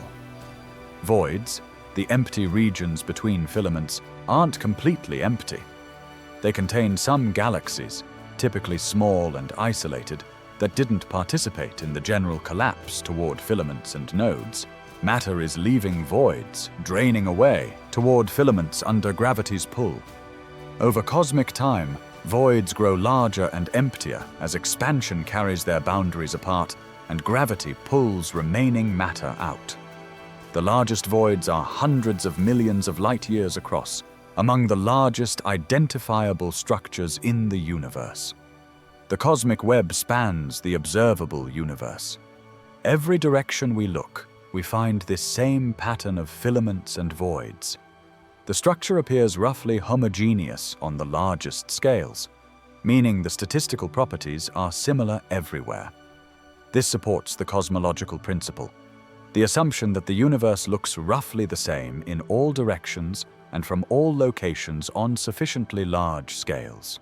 No location or direction is special. The cosmic web demonstrates this. While local structures differ, the overall pattern repeats throughout observable space. Our own local group of galaxies, including the Milky Way, Andromeda, and about 80 smaller galaxies, sits near the edge of a region called the local sheet, part of a larger structure called the Laniakea supercluster. We're being pulled toward the supercluster's center, a particularly dense node called the Great Attractor, located about 150 million light-years away. But we're also being pushed by the expansion of space and pulled by other distant structures.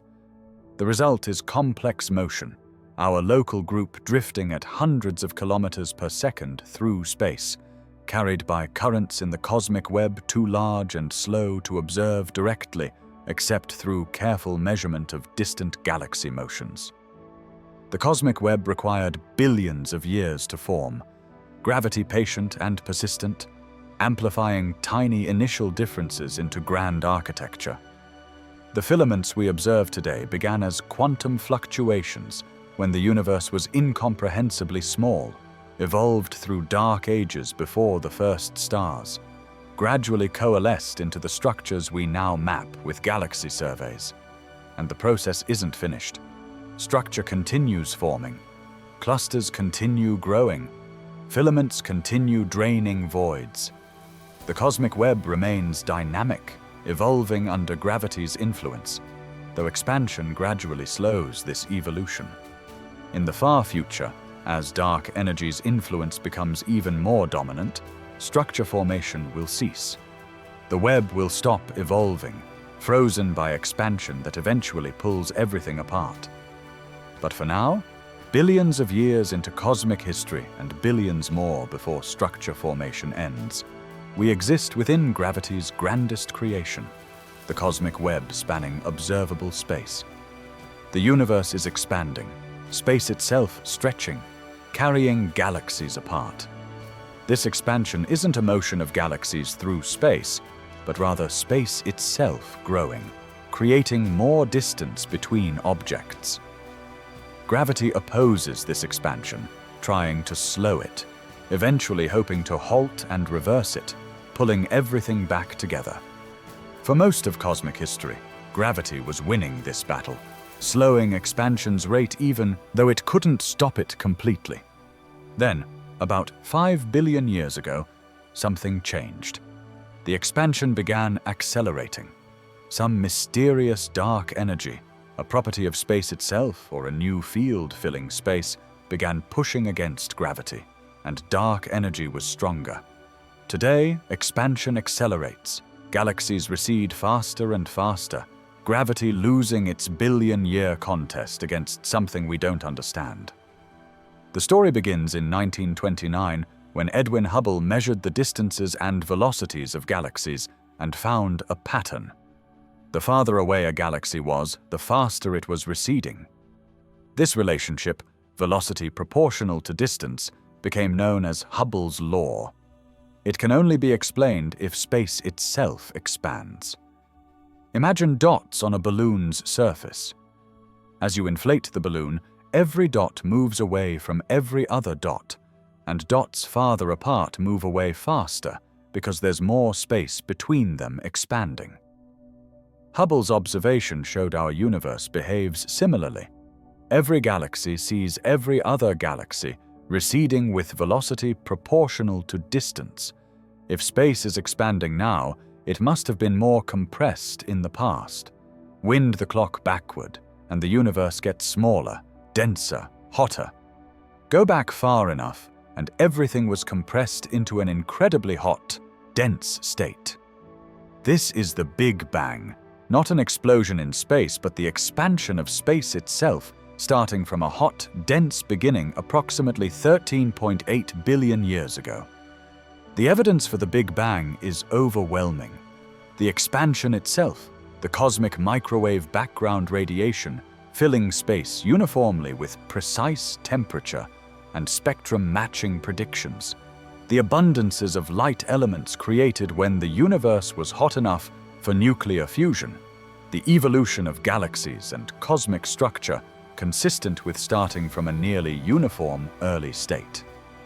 General relativity describes how expansion evolves over time. The Friedmann equations, derived from Einstein's field equations applied to a universe that's roughly the same everywhere, relate expansion rate to the total density of matter and energy. If the universe is dense enough, gravity slows expansion until it stops, then reverses, leading to eventual collapse in a big crunch. If the density is too low, expansion continues forever, slowing but never stopping. There's a critical density where expansion approaches zero velocity infinitely far in the future, but never quite stops. Observations suggest our universe is very close to this critical density. But there's a problem. When we measure the expansion rate by observing distant galaxies and measure the total density of matter, both ordinary and dark matter, we find the universe contains only about 30% of the critical density. That would mean expansion should continue forever, gradually slowing. But in 1990, two teams of astronomers studying distant supernovas made a shocking discovery. The supernovas were dimmer than expected, meaning they were farther away than expected, meaning the universe had expanded more than expected. The expansion rate in the past was slower than it is now. The universe's expansion is accelerating, not decelerating. Something is pushing space apart, overcoming gravity's decelerating influence. This something we call dark energy, and it's the biggest mystery in cosmology. Dark energy makes up approximately 68% of the universe's total energy content, more than twice as much as all matter, both ordinary and dark, combined. We know almost nothing about what it is.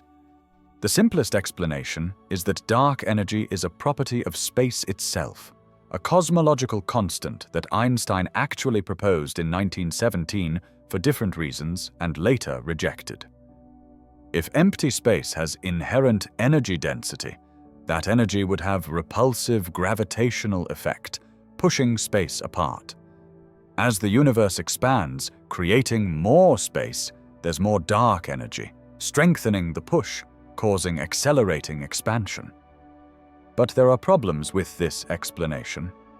Quantum field theory predicts that empty space should have energy density, called vacuum energy, but the predicted value is larger than observed dark energy density, by roughly 120 orders of magnitude. one of the worst predictions in physics history. Either our calculations are fundamentally wrong, or something cancels most of the vacuum energy, leaving only the tiny amount we observe as dark energy. This cosmological constant problem is unsolved.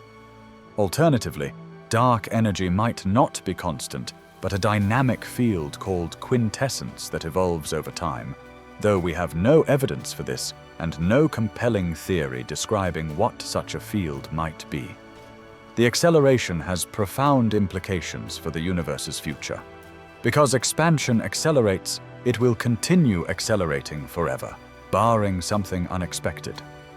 Eventually, all galaxies outside our local gravitationally bound group will recede beyond our cosmic horizon, becoming forever unobservable.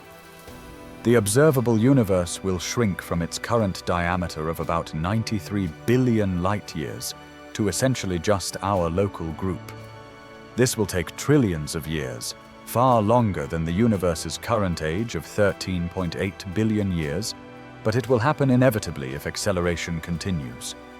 In the extremely far future, after stars stop forming and existing stars burn out, after black holes evaporate through Hawking radiation, the universe will become cold, dark, and empty. Expansion will continue accelerating, stretching space, diluting everything. Eventually, even atoms might be torn apart if a speculative future phase called Big Rip occurs, where acceleration becomes so extreme that bound structures at all scales get destroyed. This probably won't happen because it requires the dark energy density to increase over time, which current observations don't support. But it's a theoretical possibility. The discovery of dark energy earned the 2011 Nobel Prize in Physics, but it also created one of the deepest mysteries in science. Dark energy dominates the universe, determining its fate, yet we have no theoretical understanding of what it is. We can describe its effects mathematically, parameterize its equation of state, measure how much there is, but we cannot explain why it exists or what physical mechanism creates it. Some physicists think the cosmological constant problem signals that something is fundamentally wrong with how we're thinking about space, time, vacuum, or gravity. Perhaps general relativity needs modification at cosmological scales. Perhaps quantum field theory breaks down in some way we don't understand. Perhaps space and time aren't fundamental but emerge from something deeper, and dark energy is a symptom of this deeper structure. Whatever the answer, dark energy will remain one of physics' central puzzles for decades to come. It demonstrates how much we still don't understand about the universe despite all our progress. We can map the universe, trace its history back to the first moments after the Big Bang, predict its future billions of years hence, all while admitting that 68% of the universe's content is completely mysterious to us. As you rest tonight, dark energy fills the space around you, pushes against gravity, accelerates the universe's expansion, determines the cosmos's ultimate fate, all while remaining utterly mysterious. A reminder that reality exceeds our grasp. We've discussed dark matter's gravitational effects, how it holds galaxies together, how it forms the cosmic web's scaffolding. But we haven't confronted the central mystery. What is it? We know it exists because we can measure its gravity. We know it's not ordinary matter because we can account for all the ordinary matter through multiple independent observations.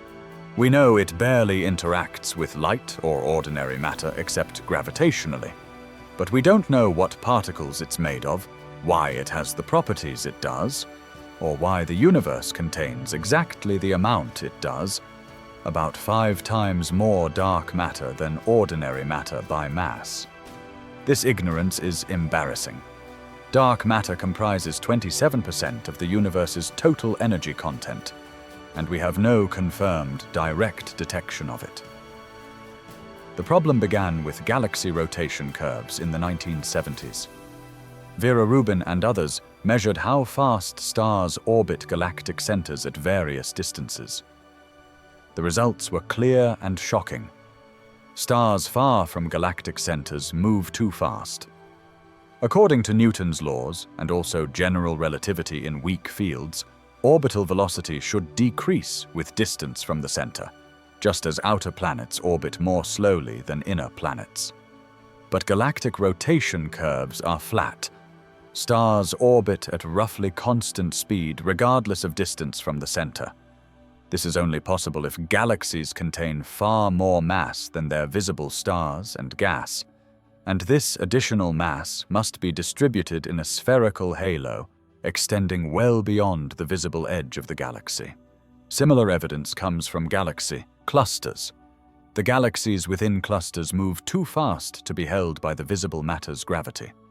The hot gas between galaxies, observable through X-ray emission, is too hot to remain bound by visible matter's gravity alone. Gravitational lensing, the bending of light from background galaxies by foreground clusters, indicates far more mass than the visible matter and hot gas combined. Every line of evidence points to the same conclusion. There's 5 to 10 times more dark matter than ordinary matter, and this dark matter forms halos around galaxies and fills the space between galaxies in clusters. What could dark matter be? It can't be ordinary matter that's just dark, like planets or black holes or cold gas clouds, because we can rule out these possibilities through various observations. There simply isn't enough missing ordinary matter to explain the effects. Dark matter must be something fundamentally different, some type of particle that interacts through gravity, but not through electromagnetic force, which is why it doesn't emit, absorb, or scatter light. It also must interact weakly, if at all, with itself, because dark matter halos are diffuse and smooth, rather than collapsing into dense clumps the way ordinary matter does when it can radiate energy away through electromagnetic interactions. The leading candidate is called WIMPs, weakly interacting massive particles.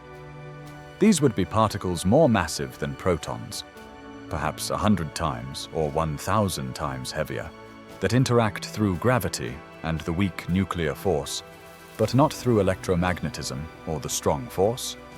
WIMPs would have been produced in huge numbers shortly after the Big Bang, when the universe was hot enough for weak force interactions to create them. As the universe expanded and cooled, WIMP production stopped. But the WIMPs already created remained, unable to annihilate completely because they interact too weakly with each other. They'd be everywhere, passing through ordinary matter almost completely unimpeded, detectable only through rare interactions or through their gravitational effects. Dozens of experiments have searched for WIMPs using various detection strategies. Some use huge tanks of ultra-pure liquid xenon or other materials deep underground, shielded from cosmic rays and other background radiation, waiting for a WIMP to occasionally collide with an atomic nucleus and produce a tiny flash of light or a tiny electrical signal. Despite years of operation with increasing sensitivity, no confirmed WIMP detection has been made. The parameter space, the possible combinations of WIMP mass and interaction strength, has been significantly constrained. Many of the most natural WIMP models have been ruled out. Either WIMPs don't exist, or they're lighter or interact even more weakly than expected, making them harder to detect. Another candidate is axions, hypothetical particles proposed to solve a different problem in particle physics called the strong CP problem.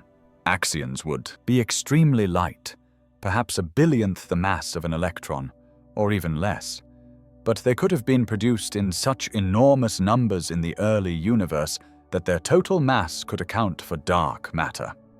Detecting axions requires different experimental strategies, typically looking for their conversion to photons in strong magnetic fields.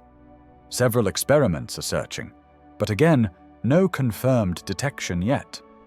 More exotic possibilities include primordial black holes that formed in the first moments after the Big Bang from density fluctuations rather than from stellar collapse.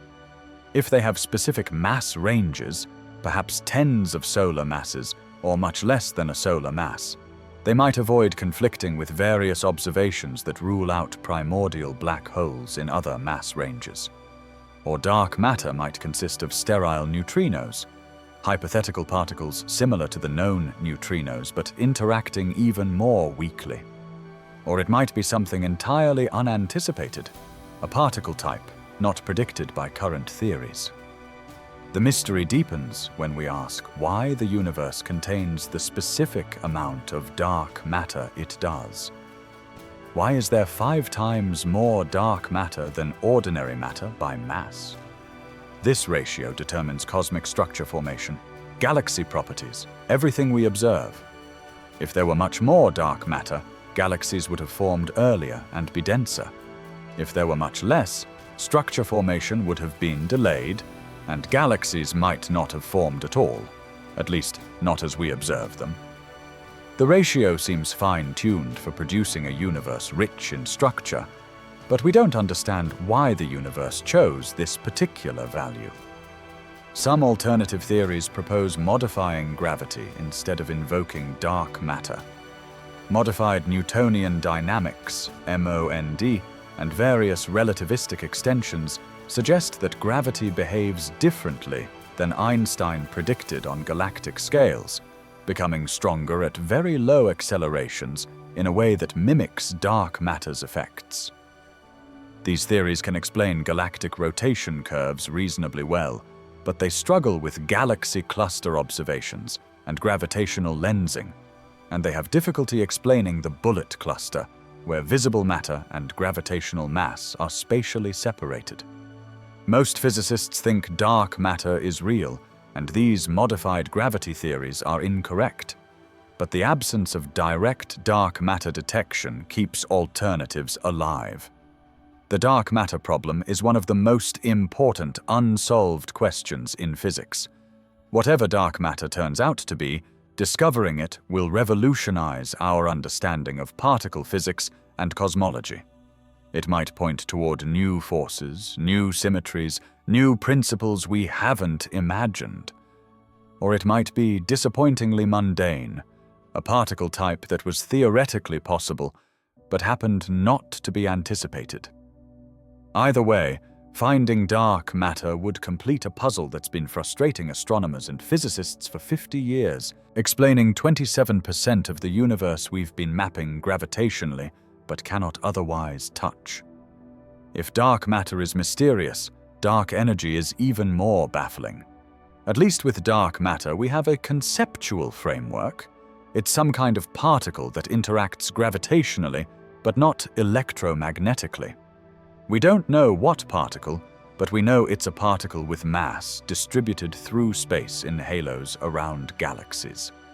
Dark energy is stranger. It appears to be a property of space itself, or perhaps a field filling space that has negative pressure and causes space to expand with acceleration. It makes up 68% of the universe's total energy content, more than twice as much as all matter combined. Yet we have essentially no understanding of what it is or why it exists. The discovery came in 1998 when 2 teams of astronomers independently studied distant type Ia supernovas. These supernovas are useful as standard candles because they all have roughly the same intrinsic brightness. By measuring how bright they appear from Earth, you can calculate how far away they are. Dimmer means farther. The teams wanted to measure how the universe's expansion rate has changed over cosmic history. By observing supernovas at different distances, hence different times in the past since light takes time to travel, they could trace expansion history. Everyone expected expansion would be slowing due to gravity. The question was how fast it was slowing, which would tell us whether the universe would expand forever or eventually collapse. The results shocked everyone. The distant supernovas were dimmer than expected, meaning they were farther away than expected, meaning the universe had expanded more than expected. The expansion rate in the past was slower than the present rate. instead of decelerating, expansion was accelerating.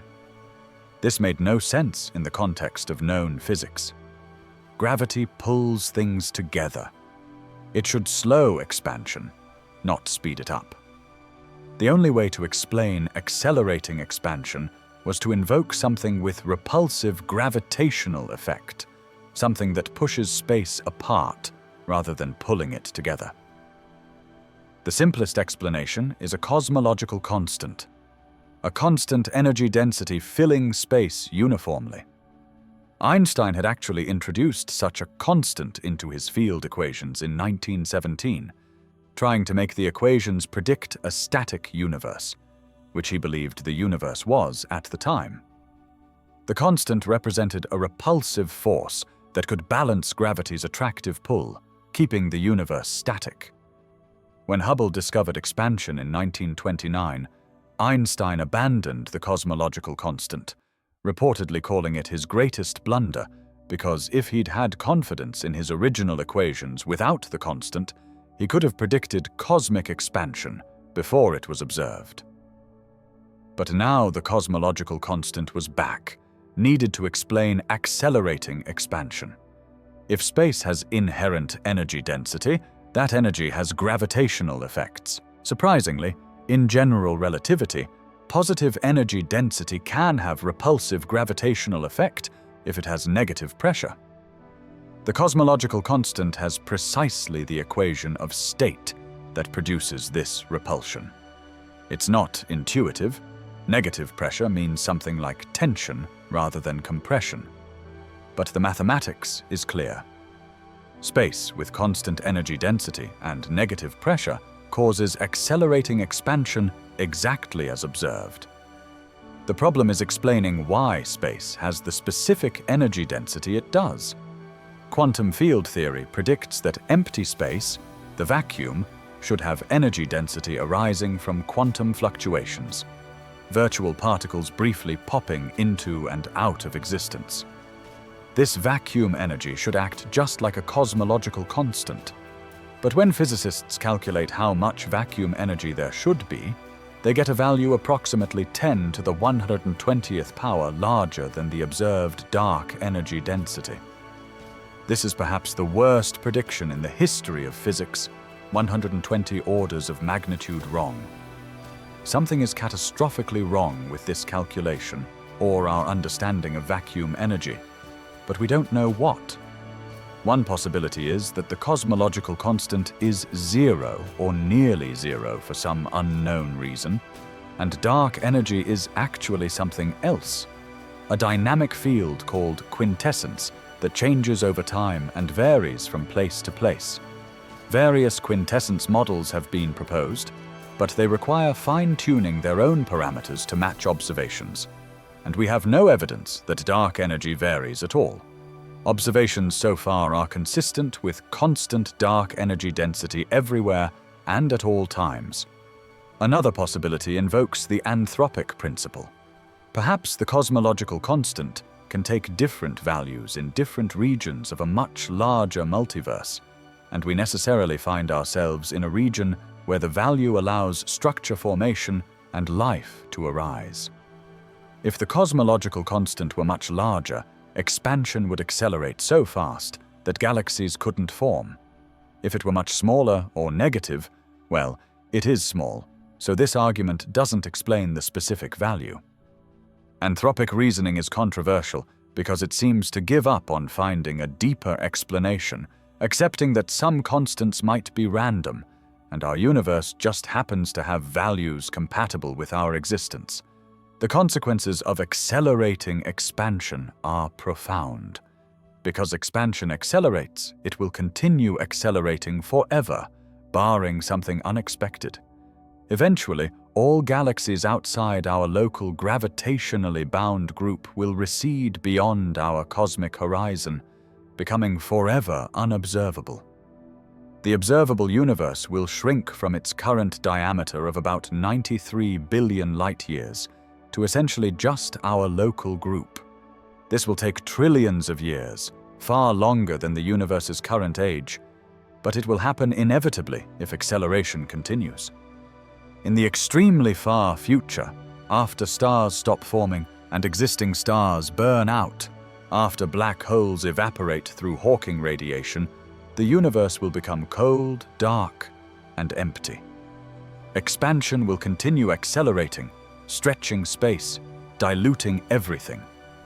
Eventually, even atoms might be torn apart if a speculative future phase called Big Rip occurs, where acceleration becomes so extreme that bound structures at all scales get destroyed. This probably won't happen because it requires the dark energy density to increase over time, which current observations don't support, but it's a theoretical possibility.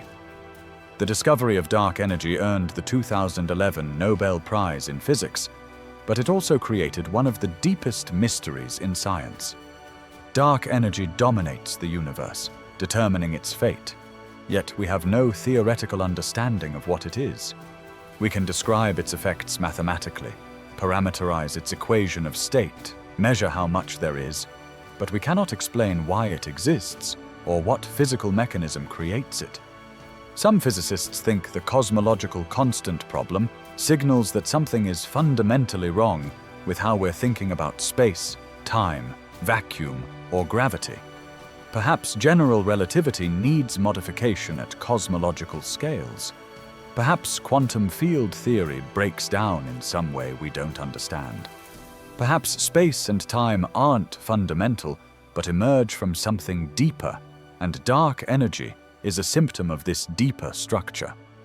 Whatever the answer, dark energy will remain one of physics' central puzzles for decades to come. It demonstrates how much we still don't understand about the universe despite all our progress. We can map the universe, trace its history back to the first moments after the Big Bang, predict its future billions of years hence, all while admitting that 68% of the universe's content is completely mysterious to us. As you rest tonight, dark energy fills the space around you, pushes against gravity, accelerates the universe's expansion, determines the cosmos's ultimate fate, all while remaining utterly mysterious, a reminder that reality exceeds our grasp. General relativity and quantum mechanics are the two great pillars of modern physics. General relativity describes gravity and the large-scale structure of spacetime with extraordinary accuracy. Quantum mechanics describes the microscopic world of particles and fields with equally extraordinary accuracy. Both theories have been tested countless times in their respective domains and passed every test. Yet they're fundamentally incompatible. They describe reality using contradictory principles. We've been seeking a theory of quantum gravity that reconciles them for nearly a century, and we still don't have one. The problem is that general relativity is deterministic and continuous, while quantum mechanics is probabilistic and discrete. In general relativity, spacetime is a smooth geometric continuum. If you know the curvature and the matter distribution at one time, you can calculate the exact future evolution. Everything is determined by initial conditions and Einstein's field equations. There's no probability, no uncertainty, no superpositions. Just geometry evolving according to mathematical rules. In quantum mechanics, everything is probabilistic. Particles don't have definite positions or velocities until measured. Before measurement, they exist in superpositions, combinations of different possible states. The theory gives probabilities for different measurement outcomes, but the actual outcome is inherently random, not determined by any hidden variables. Moreover, quantum mechanics involves discrete quantities. Energy comes in discrete packets called quanta. Angular momentum comes in discrete units. Many quantities that seem continuous at macroscopic scales are actually discrete at microscopic scales. These frameworks don't mesh. When you try to apply quantum mechanics to gravity, treating the gravitational field as something that can exist in superpositions like other quantum fields, you get mathematical infinities that can't be removed through standard techniques. The theory becomes non-renormalizable, meaning you need infinite fine-tuning of infinite parameters to get finite predictions, which signals the theory is probably wrong or incomplete. Other forces, electromagnetic, strong nuclear, weak nuclear, don't have this problem. They fit nicely into quantum field theory, a framework where forces are mediated by particles and calculations, though complex, are well-defined and finite. But gravity resists. Why does this matter practically? For most situations, it doesn't. General relativity works perfectly for large-scale phenomena where quantum effects are negligible. Quantum mechanics works perfectly for microscopic phenomena where gravitational effects are negligible. The two domains rarely overlap, but they do overlap in extreme situations. Inside black holes, where matter compresses to densities where quantum effects must be important, even though gravity is also extreme. At the Big Bang, when the entire universe was smaller than an atom and quantum fluctuations created the seeds of cosmic structure, while gravity determined expansion.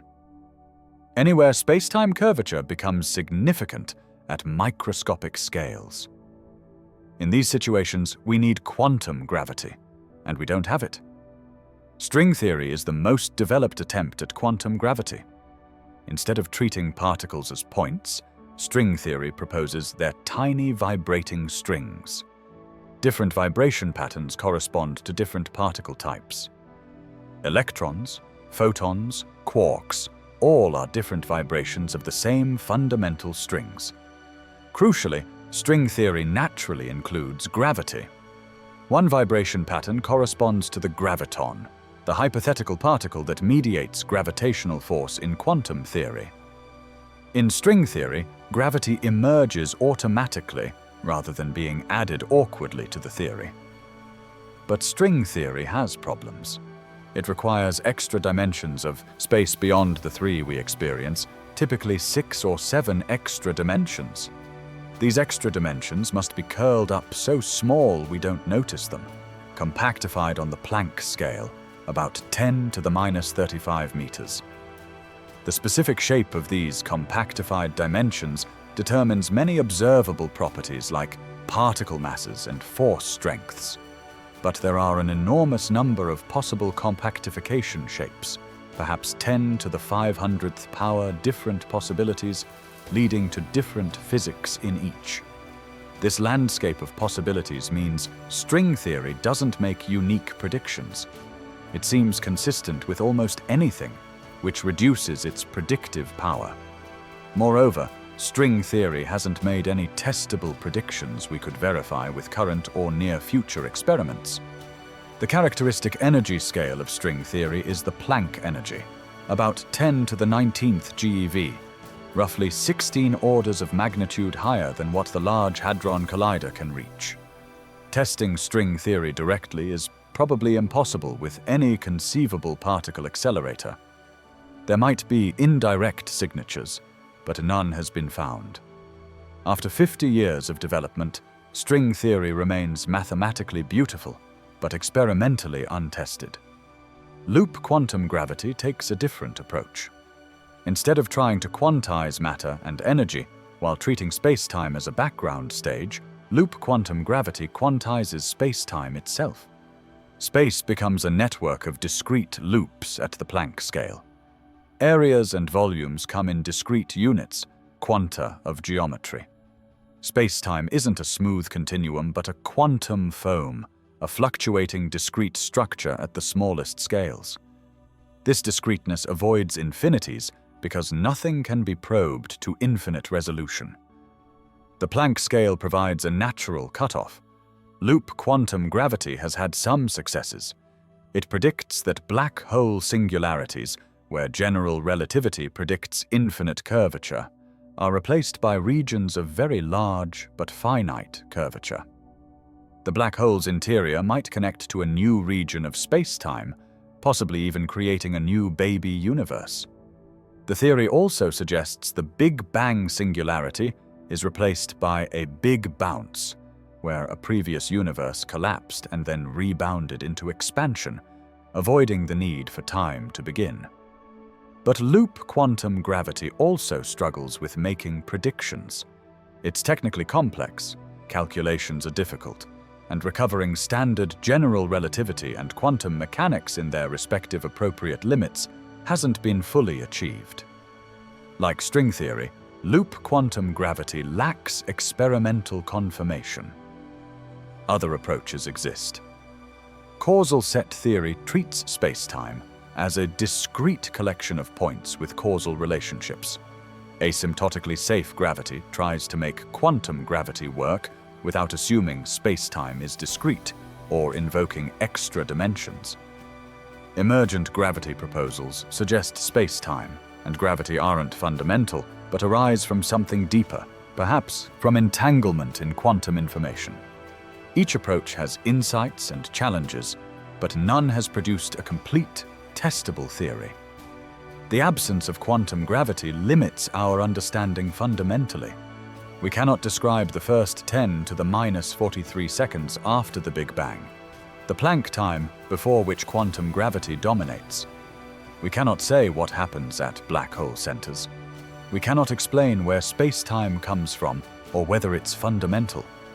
These aren't just gaps we'll fill by better calculations. They're indications that something fundamental in our conceptual framework is wrong or incomplete. Perhaps spacetime isn't fundamental but emergent.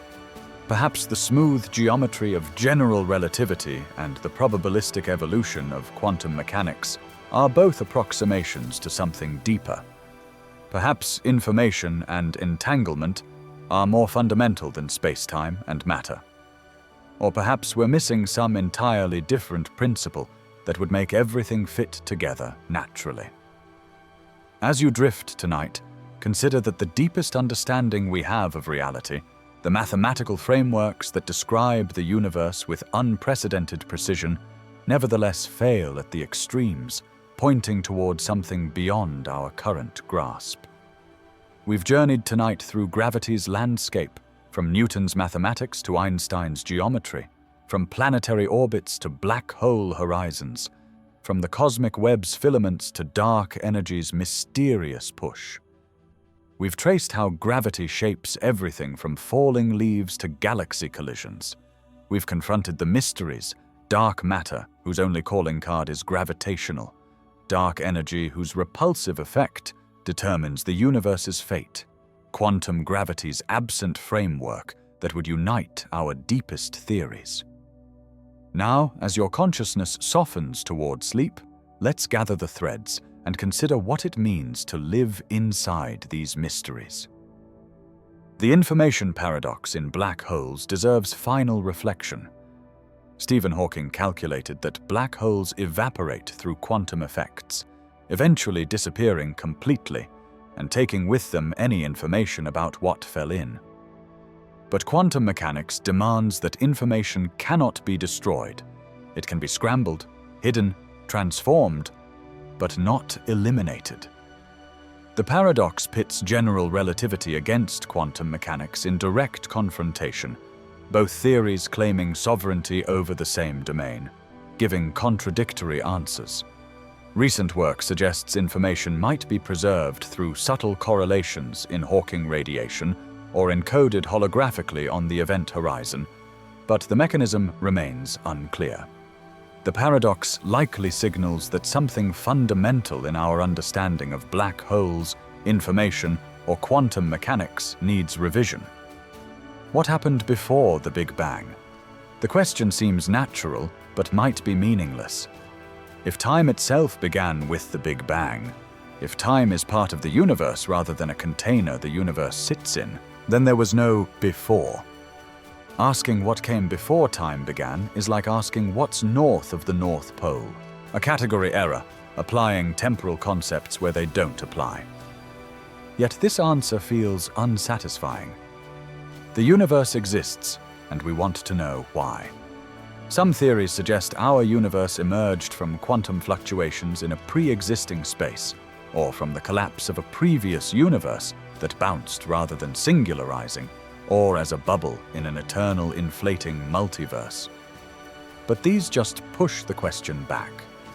Where did that pre-existing space come from? What caused the previous universe? What started eternal inflation?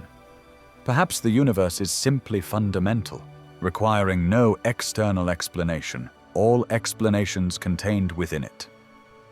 Is space-time fundamental or emergent?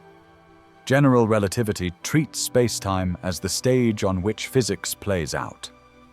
But some theorists suggest spacetime emerges from something more basic, perhaps from quantum entanglement, perhaps from information, perhaps from principles we haven't imagined. Just as temperature and pressure emerge from molecular motion without being fundamental properties themselves, space-time might emerge from microscopic physics we don't yet understand.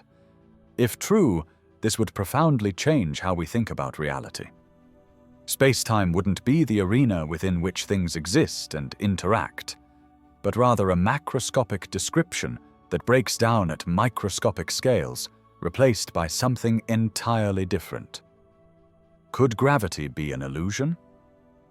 Some proposals suggest gravity isn't a fundamental force, but an emergent phenomenon, like friction emerging from electromagnetic interactions between atoms without friction itself being fundamental. Eric Verlinde and others have proposed that gravity arises from entropy and information, that the equations of gravity are actually thermodynamic relations in disguise. These ideas are speculative and controversial, but they highlight how little we truly understand about gravity's nature. We can describe it mathematically, predict its effects. But the question, what is gravity, remains without satisfying answer. Why the universe has these particular laws is perhaps the deepest mystery. Why does space-time have 3 dimensions of space and 1 of time, rather than some other combination? Why does gravity have the strength it has? Why is the cosmological constant so small? Why do the fundamental constants have the values they do? Some constants seem fine-tuned for life. If they were slightly different, stars couldn't form or atoms couldn't exist. The anthropic principle suggests we necessarily find ourselves in a universe, with constants allowing our existence, perhaps with other constants in other regions of a multiverse. But this feels like giving up on explanation. We'd prefer deeper reasons, principles that inevitably lead to these values, but we haven't found them. What is mass? We've treated mass as given, the quantity that curves space-time and resists acceleration. But what is it fundamentally? The Higgs field gives mass to elementary particles through their interaction with the field, but that just pushes the question to, what is the Higgs field? Why does it exist? Why does it have the properties it has? Mass seems fundamental to our experience, but we cannot explain it from first principles. It's simply a measured property of reality. Our place as observers of gravity's mysteries deserves contemplation. We're tiny creatures on a small planet, living for brief moments in cosmic time, yet we've figured out gravitational laws that govern phenomena from subatomic scales to galactic superclusters. We've measured space-time curvature, detected ripples from black holes colliding billions of light years away, traced cosmic history back nearly to the Big Bang. This is extraordinary. The universe is comprehensible in ways we might not have expected. Its laws are mathematical, regular, testable. We can understand. But our understanding is partial. We can describe how gravity behaves with remarkable precision, yet cannot explain what it is. We can map dark matter and dark energy gravitationally, yet cannot say what they're made of. We know general relativity and quantum mechanics must both be correct in their domains, yet cannot reconcile them. We've learned so much while remaining humble about how much we don't know. This is the nature of science, progressive yet incomplete, building frameworks that work practically while remaining honest about their limitations. The universe you inhabit is strange beyond everyday intuition. Space-time itself is flexible, curved by mass, rippling with gravitational waves. time passes at different rates depending on where you are and how you're moving. The cosmos is dominated by dark matter and dark energy we cannot directly detect. Black holes warp space-time so severely that our best theories break down. The universe began in a hot, dense state and has been expanding for 13.8 billion years, its expansion now accelerating. All of this orchestrated by gravity, the weakest force that nevertheless governs cosmic scales through sheer persistence and ubiquity. Tonight, as you drift toward sleep, gravity holds you gently to Earth's surface. Not pulling you down, if we think in Einstein's terms, but rather the ground constantly accelerates you upward, preventing you from following your natural geodesic through curved space-time. You're experiencing weight not as falling prevented, but as falling prevented. Around you, Earth orbits the Sun, following its geodesic through the solar curvature. The Sun orbits the galactic center, following the curvature created by the galaxy's mass. The Milky Way drifts toward Andromeda, both embedded in the cosmic web's larger structure. Gravitational waves from distant mergers pass through you unnoticed. Dark matter halos surround galaxies like invisible scaffolding. Dark energy pushes space apart, accelerating cosmic expansion. All of this is gravity's domain. From the apple falling to the universe's fate. We understand it partially, described mathematically, but not explained fundamentally. We know it intimately, yet remain mystified by its nature. We can predict its effects to astonishing precision, yet cannot answer simple questions about what it is or why it exists. This tension between knowledge and mystery defines our relationship with gravity. We've come far, from Galileo's inclined planes to LIGO's detection of space-time ripples, from Newton's universal law to Einstein's geometric revolution. Each advance revealed new depths, new questions, new mysteries. The story continues. Future observations will test general relativity in even more extreme conditions. Gravitational wave detectors will reveal more about black holes and neutron stars. Experiments will search for dark matter particles with increasing sensitivity. Theorists will continue seeking quantum gravity, hoping for the breakthrough that reconciles our frameworks. Perhaps we'll discover that space-time emerges from quantum entanglement, or that extra dimensions explain gravity's weakness, or that some entirely unexpected principle governs reality at the deepest level.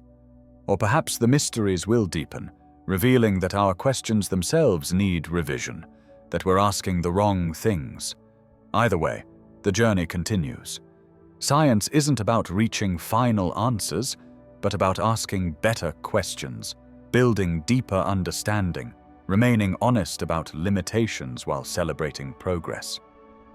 Gravity has taught us this lesson repeatedly. Each time we thought we understood, new observations revealed deeper mysteries.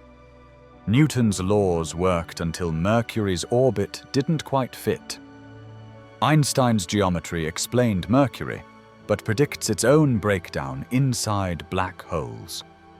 General relativity works beautifully except where quantum mechanics matters. Each framework is progress, describing more with greater precision, yet each reveals its own boundaries. You live inside gravity's mysteries, held to Earth by forces you feel constantly but don't truly understand. Part of a cosmos shaped by gravitational architecture on scales from atoms to superclusters. Subject to laws we can describe mathematically, but not explain fundamentally. This is the human situation in the early 21st century. Remarkable knowledge coexisting with profound ignorance. Successful theories acknowledging their own limits. Questions whose answers reveal deeper questions. As sleep approaches, let these thoughts settle gently. The universe is vast and strange, but not incomprehensible. We can figure things out, slowly, patiently, building understanding through observation and reason. We've learned that space-time curves, that time is flexible, that the cosmos expands, that gravity governs everything from quantum fluctuations amplified into galaxies to the ultimate fate billions of years hence. We've learned enough to know how much we don't know, which is itself a kind of wisdom. The mysteries remain. Dark matter and dark energy dominate the universe while eluding direct detection. Quantum gravity remains undiscovered despite decades of searching. The nature of space-time, mass, and gravity itself stay unresolved. These aren't failures, but invitations, challenges for future generations, reminders that reality exceeds our current grasp. The universe remains patient, waiting for us to ask the right questions, develop the right tools, find the insights that will crack the mysteries that confound us now. Tonight, gravity holds you gently, invisibly, constantly. It shapes your experience without entering your awareness. It governs phenomena from the microscopic to the cosmic. It connects you to Earth, Earth to Sun, Sun to galaxy, galaxy to cosmic web, web to universe. All through geometry, through space-time curvature, through mathematics, we understand but cannot fully explain. Sleep peacefully in gravity's embrace, knowing you rest inside mysteries that have fascinated humanity for centuries and will continue fascinating us for centuries more. The universe pulls you toward tomorrow through time's arrow, through space-time's curvature, through the invisible architecture we call gravity. Rest now and dream of falling upward through the curved geometry of the cosmos.